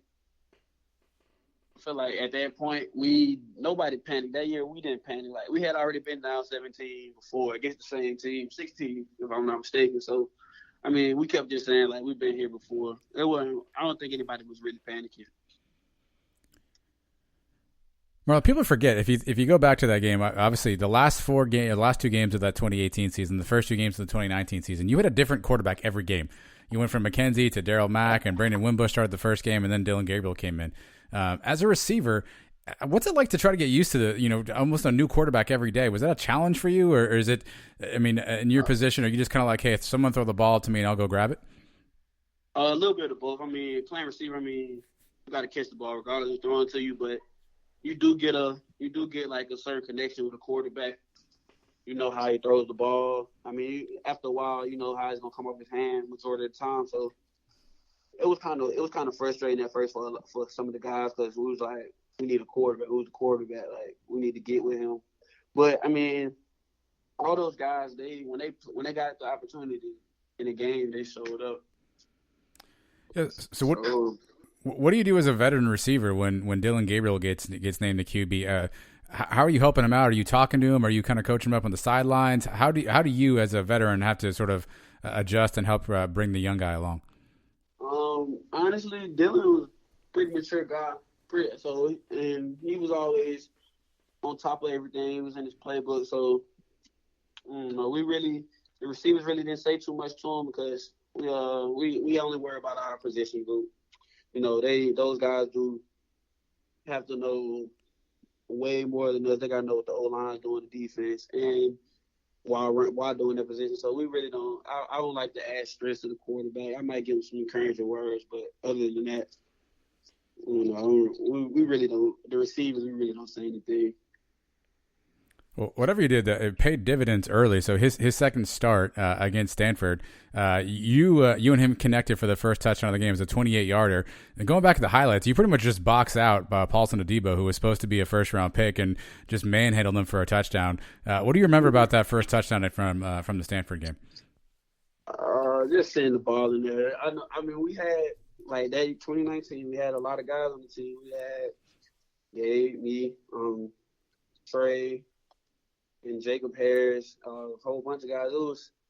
So like my whole thing is I might not get the ball again. I mean, I'm gonna get targeted, but I might not get a touchdown because we have so many guys on our team. So when the ball was in there, I was just trying to make a play. Honestly, I wasn't letting that opportunity slip away from me. Were you guys? I know. Gabe had a monster game. How about? Were you more fired up? Obviously, going into that game, Adebo was tabbed to be a first-round pick, and supposed to be a big matchup, and you guys just wore him out the entire game. Was there more juice on your side, knowing you were going against somebody who everyone thought was "quote unquote" a first-round pick? Yeah, I feel like we kind of like we took that as a challenge, I guess, just to see what we messed up. Especially when a guy's considered a first-round pick, you always want to give him your best. So. Because all the eyes gonna be on him, you outdo him, not eyes on you. So, I mean, it was just an opportunity, and we definitely got after him that game. Coming off that Stanford game, I thought for sure we were on our way to a third perfect regular season. Then we start running into some speed bumps. Pittsburgh, Cincinnati, Tulsa. We lose 3 games in 2019. Do you think teams were just kind of catching on to our offense and figuring out what we were doing, or is there something else going on? Feel like it was kind of both. I mean, our offense, like, it was simple, but it worked. But it was simple, but it worked.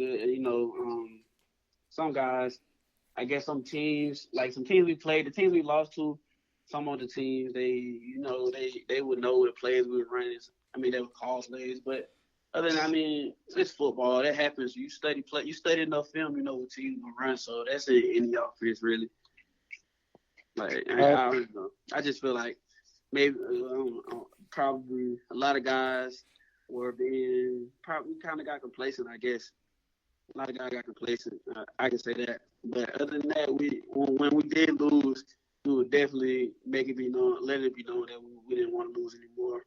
One, that we weren't working hard. I just feel like we let games get away from us, because the games we did lose, it was by 1 2 points. It wasn't by a lot. All right. Heupel's gone now. You guys are all done. Maybe we can get into some of these things here. How do you guys get the plays off so fast? Can you reveal that to us? We practice really fast, so we practice super fast. I mean, but he's not called signals. I mean, I don't know. A lot of stuff is, I guess, scripted, not scripted, but we have a call sheet, and we know, like, if we get such and such down the distance, we probably gonna run this. We're probably gonna run this. We're just getting lined up fast, looking to the sideline and calling the play. Like, a lot of our plays were one signal, so like we didn't have to wait for a whole bunch of signals. The O-line was looking at a certain person, and we're looking at a certain person, and the receivers are looking at a certain signal. As soon as we see it, we get lined up and get it snapped. It's just the way we practice, honestly. Is it a lot of times you guys are running basically the same play, except maybe you're switching it? So if you're on the right side, you're going deep, and on the next play, Nixon's on the left side, he's going deep, and is it just that simple? You guys are just switching back and forth? It's to a certain extent, not that simple. We got we have options, so I mean, it wasn't that simple. It was just, I don't know. We was so familiar with the offense, we can run it. Like, once you get familiar with the offense, it's not hard. We know what's probably gonna come. We know what plays probably gonna get called. So just get lined up. I think it just comes with practice, a lot of practice. Now, Dylan fakes the handoff on every play. Some of those plays, there's no chance he's actually handing it off, right? He's just doing that for show? Yeah. Yeah. Okay. I just wanted to clear some things up, because I don't know how you guys get the plays off so fast, other than you already know what you're running before you start the drive. That's the only thing that made sense to me. Yeah. Nah, we just practice, man. If you come watch one of our practice, you'll see why we run fast. We'll see. Non-stop. So there's a lot of memorization, being familiar in the offense, honestly. Well, Mark, you were a beast to end that season. The Gasparilla Bowl, Gabe sat out to prepare for the draft, and you went off. So you were so good in that game, Marlon, that the back of your jersey fell off. At the end of the game, it was just .Will on the back of your jersey because all the letters had fallen off, because you were just a beast that game. Do you think, looking back, did you use that game to kind of help you carry momentum into the 2020 season? Did you feel like that was your chance to kind of show up and show out and say, this is kind of what I'm going to do for the team next year? Yeah, I mean, I kind of felt like that 2019 season, like I had, 2018 I sat behind Snelson, so 2019 season I really felt like that was supposed to be my year. The first 5 games was kind of slow for me, and then it picked up, and I don't know, it picked up, and that was my time. I mean, I was gonna look back. It was the time I waited for, so especially when Gabe left, it was kind of like, oh yeah, it's time to take over. Time to be the number 1 receiver, and I mean, that game really sparked it off for me. Look, I'm not just saying this because you're on the phone with us, but you have for a long time been my favorite receiver at UCF, and here's why. So a lot of guys catch the ball, and they catch the ball, they turn around, and they start running away from the defenders or trying to juke a defender or trying to get out of bounds. You caught the ball, turn around, and you were looking for someone to hit. You were hoping someone would come near you so you could run somebody over. Where does that mentality come from? Where does that come from where you just want to – I mean, you're almost looking for defenders to hit versus kind of running away from defenders. Where does that mentality come from for you? Started when I was 4. I mean, I've been playing contact football since I was 4 years old. My head coach had us doing Oklahoma and stuff. I was 4 years old, and I always liked contact. So, I mean – This is something I learned when I was a kid. We played on the team where our defense was always good. We gave up 6 points a game. I was a defense guy when I was younger, so I really like contact. just to establish that I'm there. Kind of intimidate people sometimes, you know.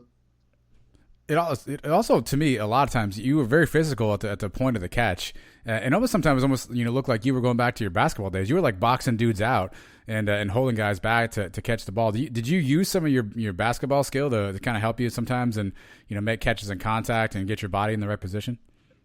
Yeah, of course. I mean, I always think it's best for athletes to play multiple sports in college. I mean, in high school, and basketball definitely helped me out.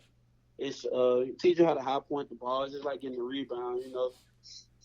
High point the ball, getting rebounds, crossing people over, getting off the line, the scrimmage. It's like it's all hand in hand. And a lot of people don't think about it, but I don't know. I think basketball helped me a lot with football. Do you have a favorite play of a time where you knocked a guy over, where you truck some dudes? Do you have a favorite one from your time at UCF? It got to be Cincinnati, my freshman year. I think that's my favorite play still. I got like the little jet sweep around. I got bounce off like 5 people. I think that's still my favorite play of my career. What else? Well, I got 2. You tell me if either of these rank up high. I got 2 other plays that you had this past season that I loved. So you had the catch against Tulane on the sideline where you would literally okey doke 2 dudes right out of bounds and ran for a touchdown. And then probably the most iconic play, I think the play where Knight Nation, if they weren't in love with you already, they fell even more in love with you, was the 2-point conversion against Cincinnati where, you caught the ball for deflection and like there were, I don't know, like it felt like there were like 30 people on that pile. And somehow you bowled your right to the end zone for the 2-point conversion. Do either one of those 2 plays rank high for you in your UCF career? I don't know how. Cincinnati definitely. I don't know how I forgot about that one. Nah, that was definitely. I wanted that game. I wanted to win that game bad, so there wasn't nobody gonna stop me from getting to the end zone. But yeah, that's definitely top 5 moment. On that play, are you like so in the zone that do you not even like feel people on you, or are you just like is it almost like you're just so determined that you don't even recognize and feel people? You were just going right for the end zone. I don't know. I don't really feel hits like. I don't know. I'm so used to getting hit. It don't bother me. Like I don't know. I love contact. So if you're not hitting me, if you're not coming as hard as me, I'm not gonna feel it. And if you do, I'm just gonna get back up. You had one of the best single season years as a receiver in UCF history this past year. 10 touchdowns, over 1,000 yards in only 10 games. Were you aware of the numbers you were putting up week to week? Or yeah, 8 games. You looked at? 8. Right. Nah, I mean, yeah, I'm upset I couldn't play the last 2 games because I was definitely gonna break Gabe's record. He gonna hold it on my head. He gonna hold it on my head, and I didn't get there. Right. I definitely was thinking about that all year. I mean, cause I knew how good I was, and I finally got the opportunity. So, I mean, I was trying to break records. I mean, I still finished top 10 in some categories, but it would have been better if I could have got that record. All right, you mentioned Gabe. Obviously, you played with a bunch of really good receivers in your time. If you can build like the perfect receiver using only your teammates and not yourself, how would you put it together? Like, give me somebody's hand, somebody's speed, somebody's not myself. Yeah, not including yourself, because we know you're the best in everything, right? Yeah. Trayquan definitely. But what about Trayquan? His hands, his speed? I don't know. He had it all. I've never seen in the game. It was like watching video play. Like that my freshman year, it was like he was always open. It don't matter where the ball was, he gonna catch it. His hand, I say it got to be his hands. Trayquan's hands. His deep threat. His deep threat ability. Gabe. Just his toughness. How tough he is. His hands, so he got some good hands too. Trey Nixon's speed and Jay Flash's I don't know, savviness, I guess. I think he's gonna be a real good receiver. Well, he is a real good receiver, but next year I think he's gonna really take over. So I combination of all of them. And so you said Nelson swag. Yeah, we do miss Nelson there. You said Trey Nixon's speed. We've had him and Jacob Harris on the last few weeks. They have a bet going who's going to run the fastest 40. You're telling me you're taking Nixon in that race? Nah, I'm taking Jay Harris, but I think but I give it to Jay Harris because he's 6'6". So I mean, yeah, he gonna have a faster time. But Trey, I feel like Trey runs smoother. Well, it's not fair, right? Because Harris has to take less steps, I would guess. Yeah, he's 6'6". I mean, so he better be fast. You should have to run 42 yards, I think, to make it easy. Yeah. Marlon, were you surprised when you heard that Coach Heupel was leaving? Not really. I mean, a lot of coaches can say they're gonna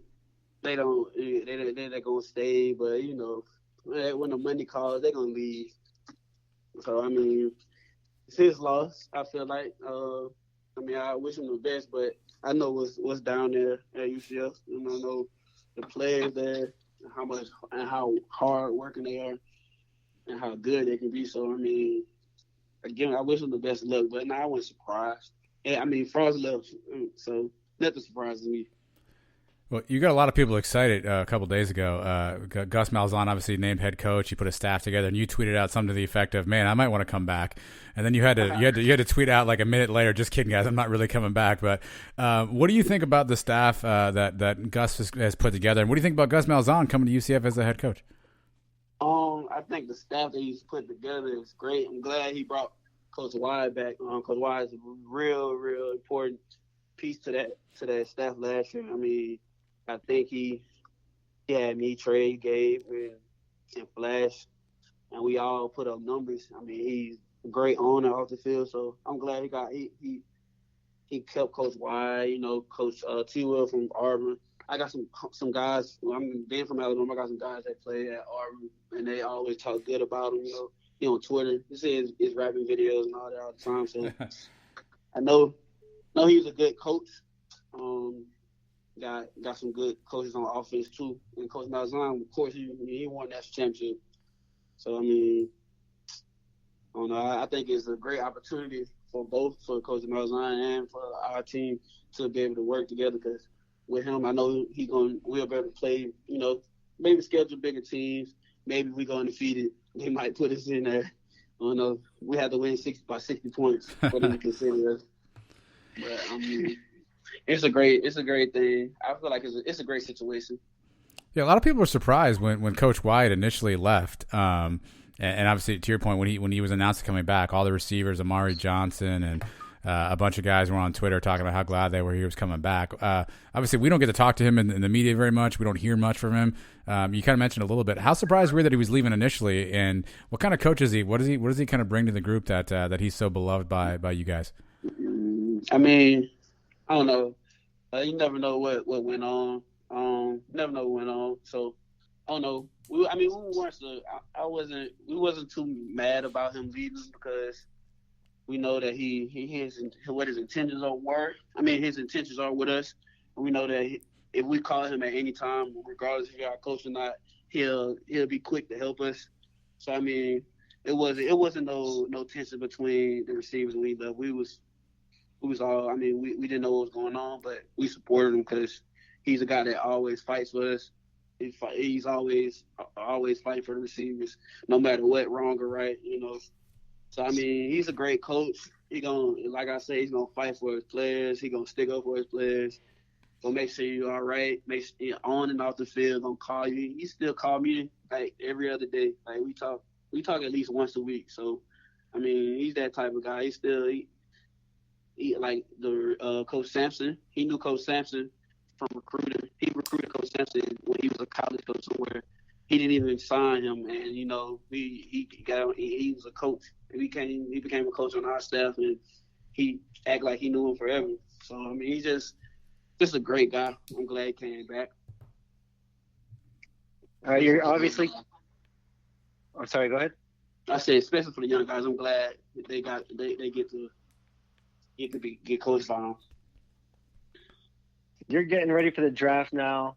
Where are you training at, and what's the thing you're trying to improve most in your game? I'm training in Tampa right now, and what you mean by like improve? Nah, I ain't mean that like that. Nah, like you mean like what I'm training on, like working on right now for like the pro day. Yeah, if you could pick one part of your game that you want to elevate more, what would it be? I say top end speed. Other than that, I mean, of course, it's always room for improvement everywhere, but I think that's what I need to focus on the most. I think you've made big strides in your speed over the last couple of years, especially this past year. Is there something you've been doing different training-wise, or is it just kind of adjusting your body? Have you changed your diet or anything like that? Yeah, I think it plays more into my diet and changing my body. You know, when I first got there, I was kind of heavy. I was like 220-something. So, I mean, now I'm 210, working down to get to 205. So it was just working on my body composition, honestly. And I was always powerful and stuff. It was just working on body weight, working on running mechanics. I didn't run track in high school, so, you know, just learning how to run, really. You obviously, with you, Trey Nixon, Jacob Harris, we got a chance to put a few guys in the NFL now from wide receiver. And we know the history we've had at wide receiver in the last few years. You consider UCF to be wide receiver U? Is that our best position? Yeah, of course the receiver is the best position. What else would I say? I play receiver. We have a lot of DBs in the NFL. I think going back on it, we counted. I think we've actually had more defensive backs in the NFL than receivers so far. Yeah, I mean, that was back then. How about now? We're putting some guys in this year too, right? We can count Akins as a receiver. Yeah. I mean, this year is not too shabby. We're putting Richie Grant and Aaron Robinson, those guys, Tay Gowan, those guys had a shot to get in there this year too. Yeah, of course. I mean, I think the receiver's the better group. Yeah, he's not budging on that one, Mike. Nah. Yeah, you're stuck there. I don't play DB. All right, well, we end every interview around here with some fun questions, kind of some rapid fire. Could be music, movies, sports, anything about your teammates, all that good stuff. So here's my first one for you. Pancakes, waffles, or French toast? You can only pick one. Pancakes. Now, what kind of, are we going regular old pancakes? Are we doing like chocolate chip? We doing the ones with IHOP with the whipped cream face? What kind of pancakes we going with? Nah, doing regular. My grandma make them with my mama. Homemade. I don't like pancakes from nowhere else. All right, you mentioned T. Will coming in. He's a rapper. Who right now is the best rapper on the team? On the team, I say Amari Rogers. Yeah, Amari Rogers. It's a couple of guys on the team that can rap, honestly. You know, some of them not on the team no more, but we used to have little freestyles in the locker room.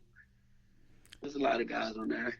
Well, they think they can rap. Well, I was gonna say, so Tay Gowan has his own album out. 1 to 5, 5 being the best, 1 being the worst. How would you rate Tay Gowan's album? He up there. He do his job. Ain't nobody. I don't know. I listen to the same rapper, so I don't really know. That sounds like pretty good, man. Sounds like a 3 to me. All right. So Mike mentioned we had Trey and Jacob on. They were talking about their little 40-yard dash battle. So when we had Greg McCrae on, and we asked Greg who to pick, and he said he was faster than both of them. So true or false? Are you ready to call BS on Greg McCrae? Is he faster than both Trey and Jacob? I don't know. Not Greg fast. I don't know. We got a lot of fast guys on the team. I don't get into that conversation. If they weigh 190 and lower, I don't get in that conversation. All right. So if I'm the president of the Marlon Williams fan club, the vice president's a good friend of our show. His name is JP Gilbert. He had a tweet earlier today that I'm going to ask on his behalf, and he didn't know you were coming on the show. So his tweet was simply, "I spend way too much time up at night wondering what Marlon Williams is going to run in the 40." So can you give JP a little bit of a hint where you think your 40 time might end up? Gotta see. You know, just know a lot of people gonna be surprised. Gonna be faster than what they think. We're gonna see. We're gonna see April 1st on Pro Day. All right, so JP can get some sleep, and he doesn't have to worry about it. He can get some sleep. Your 40's going to be good. Oh yeah, he can get some sleep. All right, JP, go to sleep. All right, you're good. All right, one of your teammates, Parker Boudreaux, is becoming a pro wrestler now. What would be your wrestling name if you were becoming a wrestler? Oh no. Oh man. I don't know. It won't be the Destroyer of Gods. It definitely won't be that. I don't know. I'm a big I used to be a big WWE fan, but I don't know. All right, what would be your finishing move then? Oh, gotta be the RKO. I have to take that from Randy Orton, definitely. All right, so so you can't say Jalen Robinson to this question, okay? Give us the name of a receiver or two that you think is going to have a big year for UCF. Obviously, we're losing a lot of depth with all you guys going to the league. Give us the name of a receiver or two that you think we should watch out for. You think is going to have a big year next year. Ryan O'Keefe and Amari Rogers. I think those two right there. Couple other guys, you know. I think all the other guys, if they presented with the opportunity, they'll show up. So it just depends on whoever gets the opportunity. I got all the faith on all those guys. Let me ask you about one guy who he's been injured. He was a big recruit, but he's been injured a bunch. Hasn't seen the field. What about Gerard Baker? How good is he, and how do you think he's going to be? Yeah, y'all gonna see. He's definitely built for it. He's a dog. Once he gets healthy, he's gonna be something to wreck. He's a dog for sure. Is he the next Marlon Williams? I don't know about that. He's good though. Nah, my boy is real nice. All right, what's the last time you cried watching TV or a movie?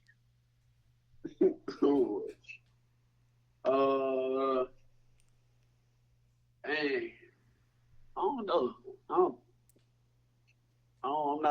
cry with movies. I don't know. You know, get choked up at. Some scenes from TV shows, nothing comes to mind. You have to get caught at some point, at some time. Nah, I'm telling you, I know it's all scripted, so why would I get emotional over something that was written? Hold on, Marlon. Hold on. You're telling me in Remember the Titans, when dude gets hurt and then the other dude gets the sack at the end, you're telling me not a little tear comes? Nah, not even. I mean, I've been watching that movie since I was like 5, so it don't make me. I don't know. I'm not a big emotional guy. All right. Well, when it comes to movies, here's my new favorite question to ask you guys. I asked to everybody else, so I'll ask you too. Do you have a favorite hypealism? Right, so we heard them all, right? Go 1-0, compete in all 3 phases of the game, snap to whistle, get out in the grass, love your brothers, +1 on the scoreboard. Do you have a favorite hypealism, one that you just loved more than the other ones? Oh, we got to win all 3 phases of the game. That was it? Okay, that's a good one. Offense and defense. The other team is multiple, right? Every team we play is multiple on defense.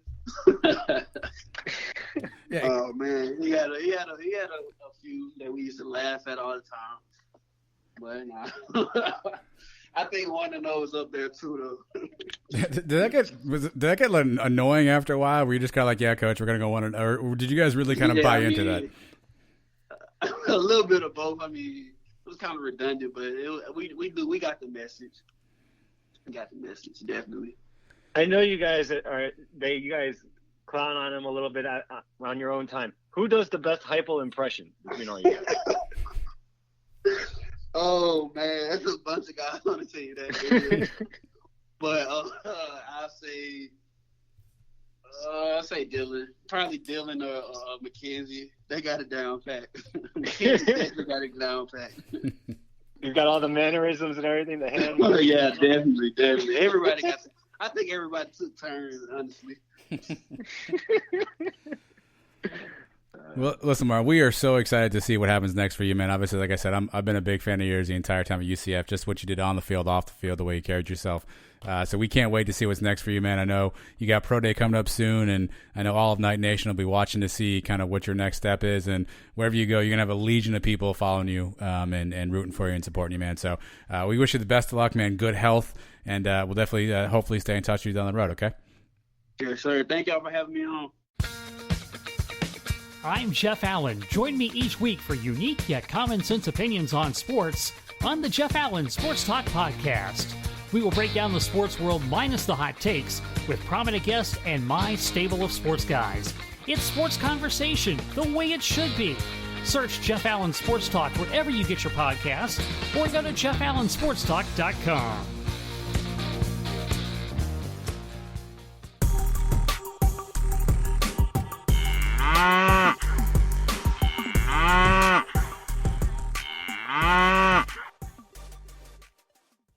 All right, you hear the moves. That means cow of the week is forthcoming, Mike. But Marlon Williams, again, I said 9 times so far in the interview. If you've been drinking every time I said this, you were probably hammered by now. Marlon Williams, one of my favorite nights of all time, Mike. Good to catch up with him.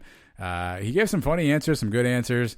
Obviously, he's prepared. He's thinking ahead. But I thought he had some interesting commentary, particularly when it came to his not being surprised of Heupel leaving. He seemed like he didn't take that one too shockingly to learn Josh was moving on. I think these guys have been desensitized for all that. After Frost left, they saw him as one of his best friends, one of their best friends. If he could leave, I think they think anybody can leave. They know it's a business. Coaches come and go all the time, and if somebody's going to give you a lot more money, then they understand it too. They understand that these guys, even when they're being recruited, that they may not be there full term. I thought it was interesting too when the question was asked about the difference between Frost and Heupel. He essentially said Frost allowed you to play, allowed you to make your mistakes, and taught you what to do differently and how to learn from it.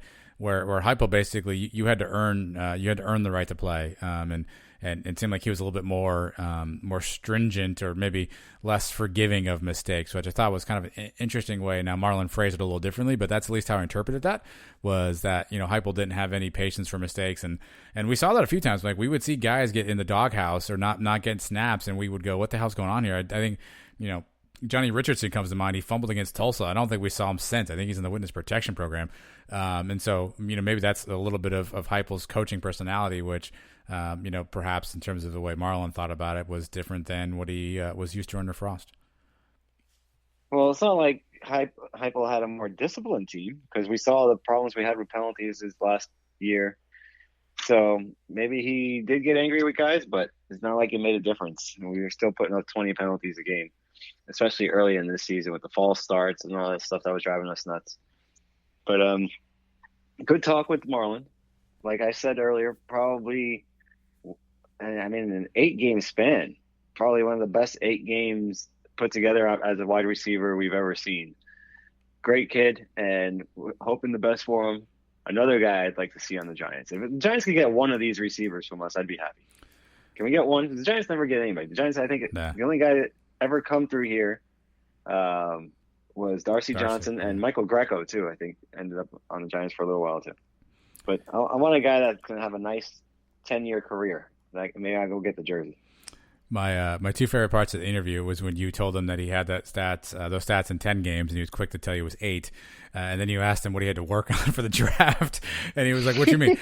So my 2 favorite parts of that conversation was Marlon Williams was in no mood for your scouting report, Mike.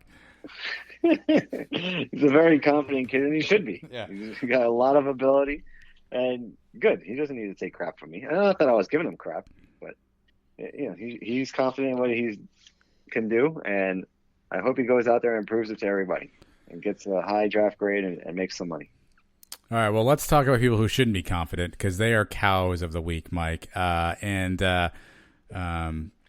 know where you're going. I kind of feel like he asked for it numerous times, and I think you were trying to be generous, but he just kept putting new things in your sphere, and you have no choices, I guess, Mike. Take it away. One of our very good friends and now fellow son of ours. You see him every weekend on Thursday nights with us on the live show. Trylko, master of the walk and talk himself. I love him. But, everybody's been a Cal at some point. I've been a Cal before. You've been a Cal before. Yep. Now it's time for him. If he's going to be a son, it's time for him to feel the wrath of being a Cal. And here he is. This is his turn this week. Trylko, Cal of the Week, for a few things.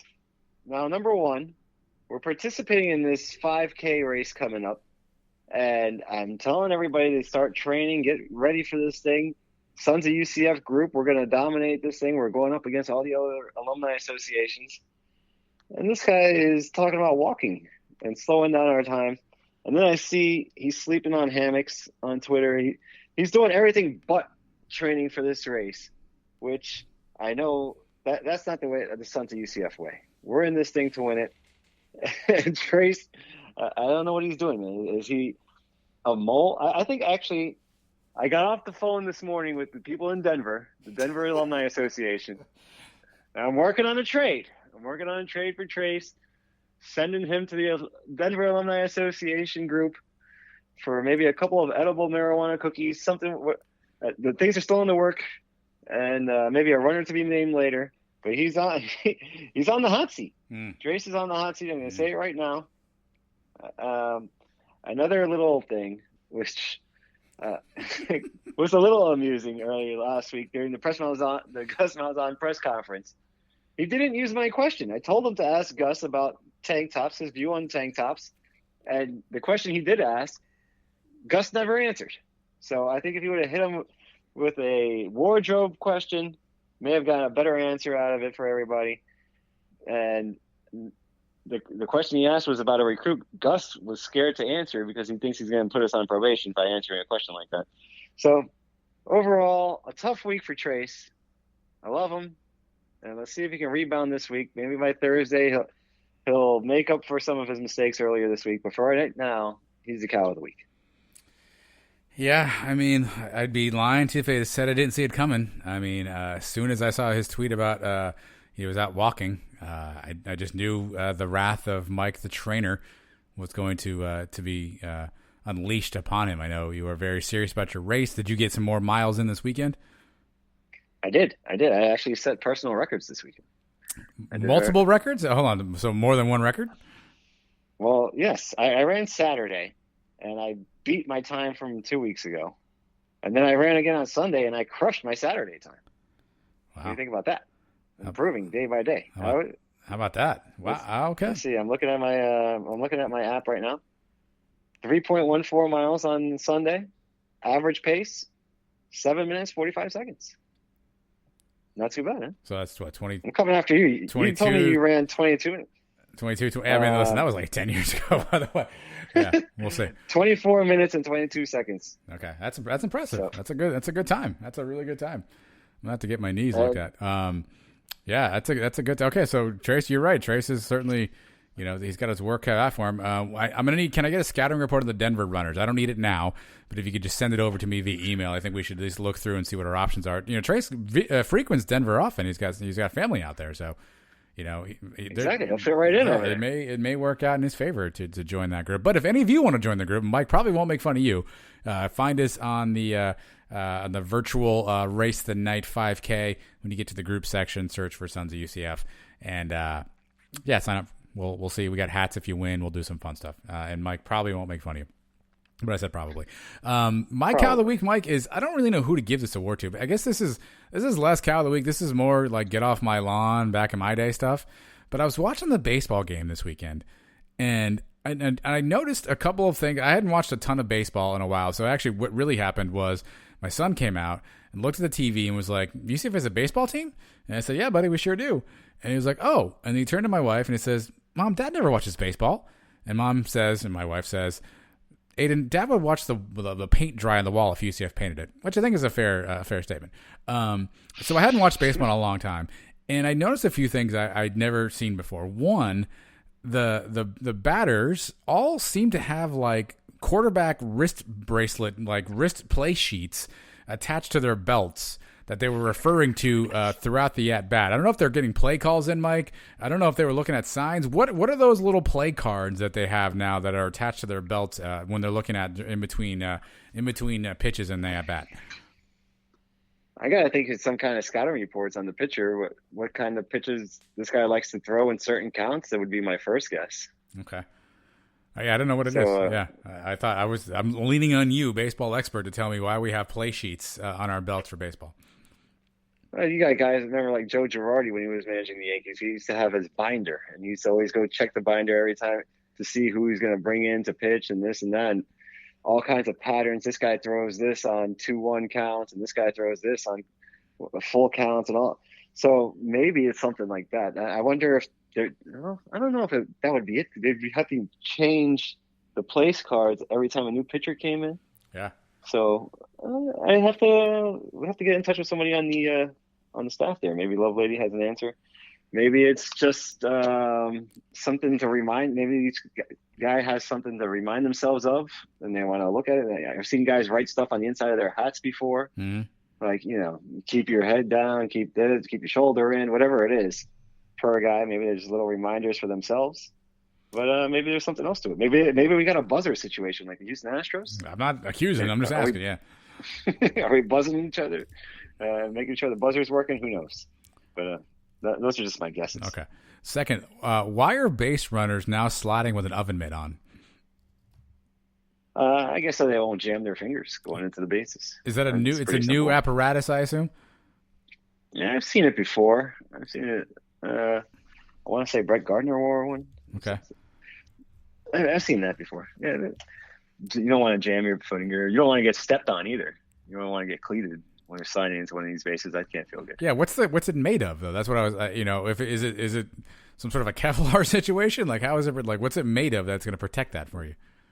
That I wouldn't know. I've never actually worn one. I was never a slider myself, and when I did slide, I never slid head first. I was always feet first guy. So I couldn't tell you that one. And it's only on one hand. I assume that's the reach hand. I assume is what we're doing there. Yeah, which doesn't really make sense because sometimes you have to adjust on the fly. You see guys sliding in one way, and then you pick up your hand and you sneak your other hand in there. So I guess they go with a certain hand 90% of the time, but you figure if you're gonna wear them on both hands. And there's no need to. You don't need your fingers. You're not picking up the ball and throwing it while you're running the bases. So. No, you're not.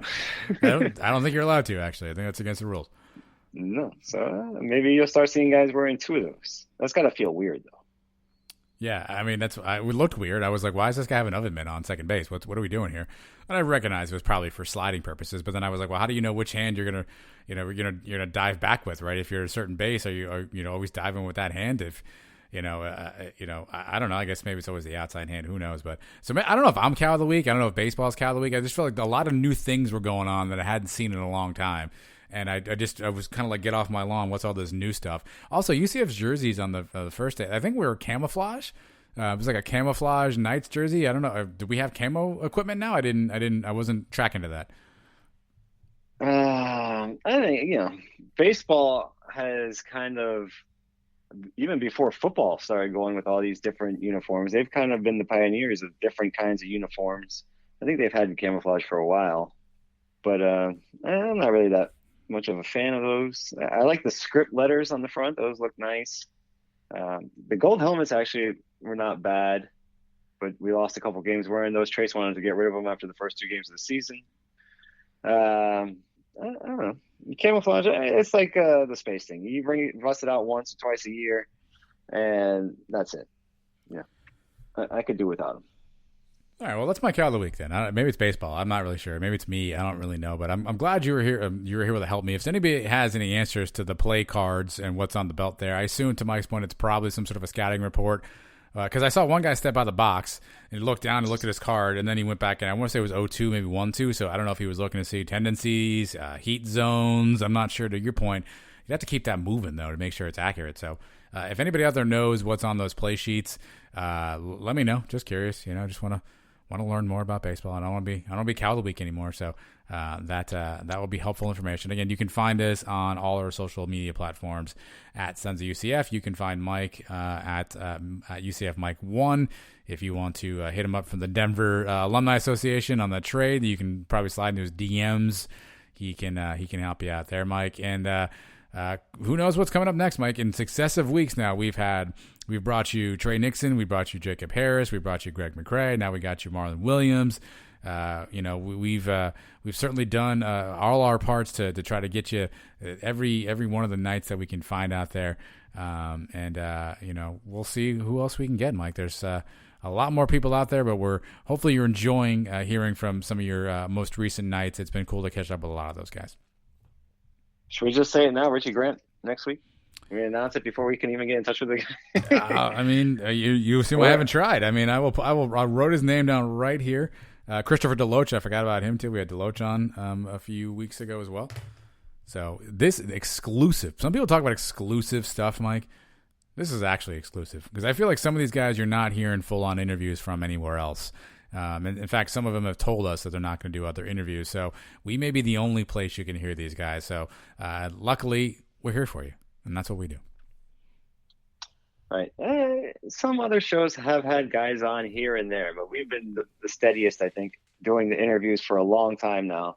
A couple of years we've gone back. How many interviews have we done total? It's got to be like, I don't know, in the 80s, close to it. Good Lord with the questions. Well, again, over 50 for sure. Well, most people can't hear all of them. I've got it in front of me. I can't count this fast though. Because we took, obviously these are the football shows, usually during season. We don't do guests because it's football talk. So we had guests basically show 21 through show 44 and then show 62 through, 93, 94. And then we've kind of picked it up again. So you're looking at whatever those numbers add up to. All kinds of guests too. Former players in baseball, football, basketball. We've had coaches, Coach O'Leary on a couple of times, Kruzek. We've had athletic directors. We've had former president of this university. We've had Maury Povich on the show. None of those you can hear. But, we should start releasing some of these old ones. We really should, yeah. I feel like the summer. Really I feel like after interviews. The spring game, when things are kind of died down, then I think that's a good opportunity for us to maybe put out a couple of the interview solos we have so you can listen back to some of your favorites. Because I've seen the numbers now the last few weeks.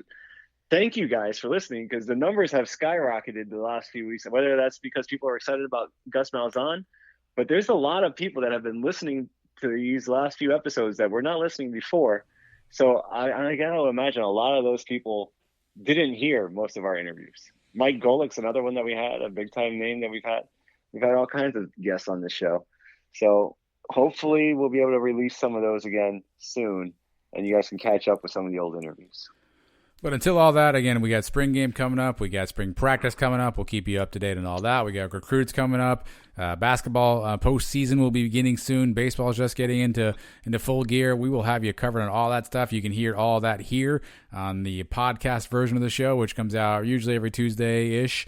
And then if you are so inclined to use the interwebs, Thursday night live on Facebook, Twitter, YouTube, you can find us, including Mr. Trylko for the Sons of UCF Live. Different kind of show. Usually we have different sort of media-type guests on there. We talk about some of the news that's making rounds for that particular period of time. I think this week upcoming, we've got some football preview stuff, Mike. Tracy's got a couple of things up his sleeve there because he's not running. So he's got plenty of time to do that. So make sure you tune in, Sons of UCF Live. And thanks for all your support. Make sure you keep it locked here. Mike and I will get you through all this fun stuff. And we'll be back next week with God knows who. Maybe Richie Grant, maybe not. You'll have to tune in to find out. Until then, everybody have a fantastic week. Go Knights. Charge on.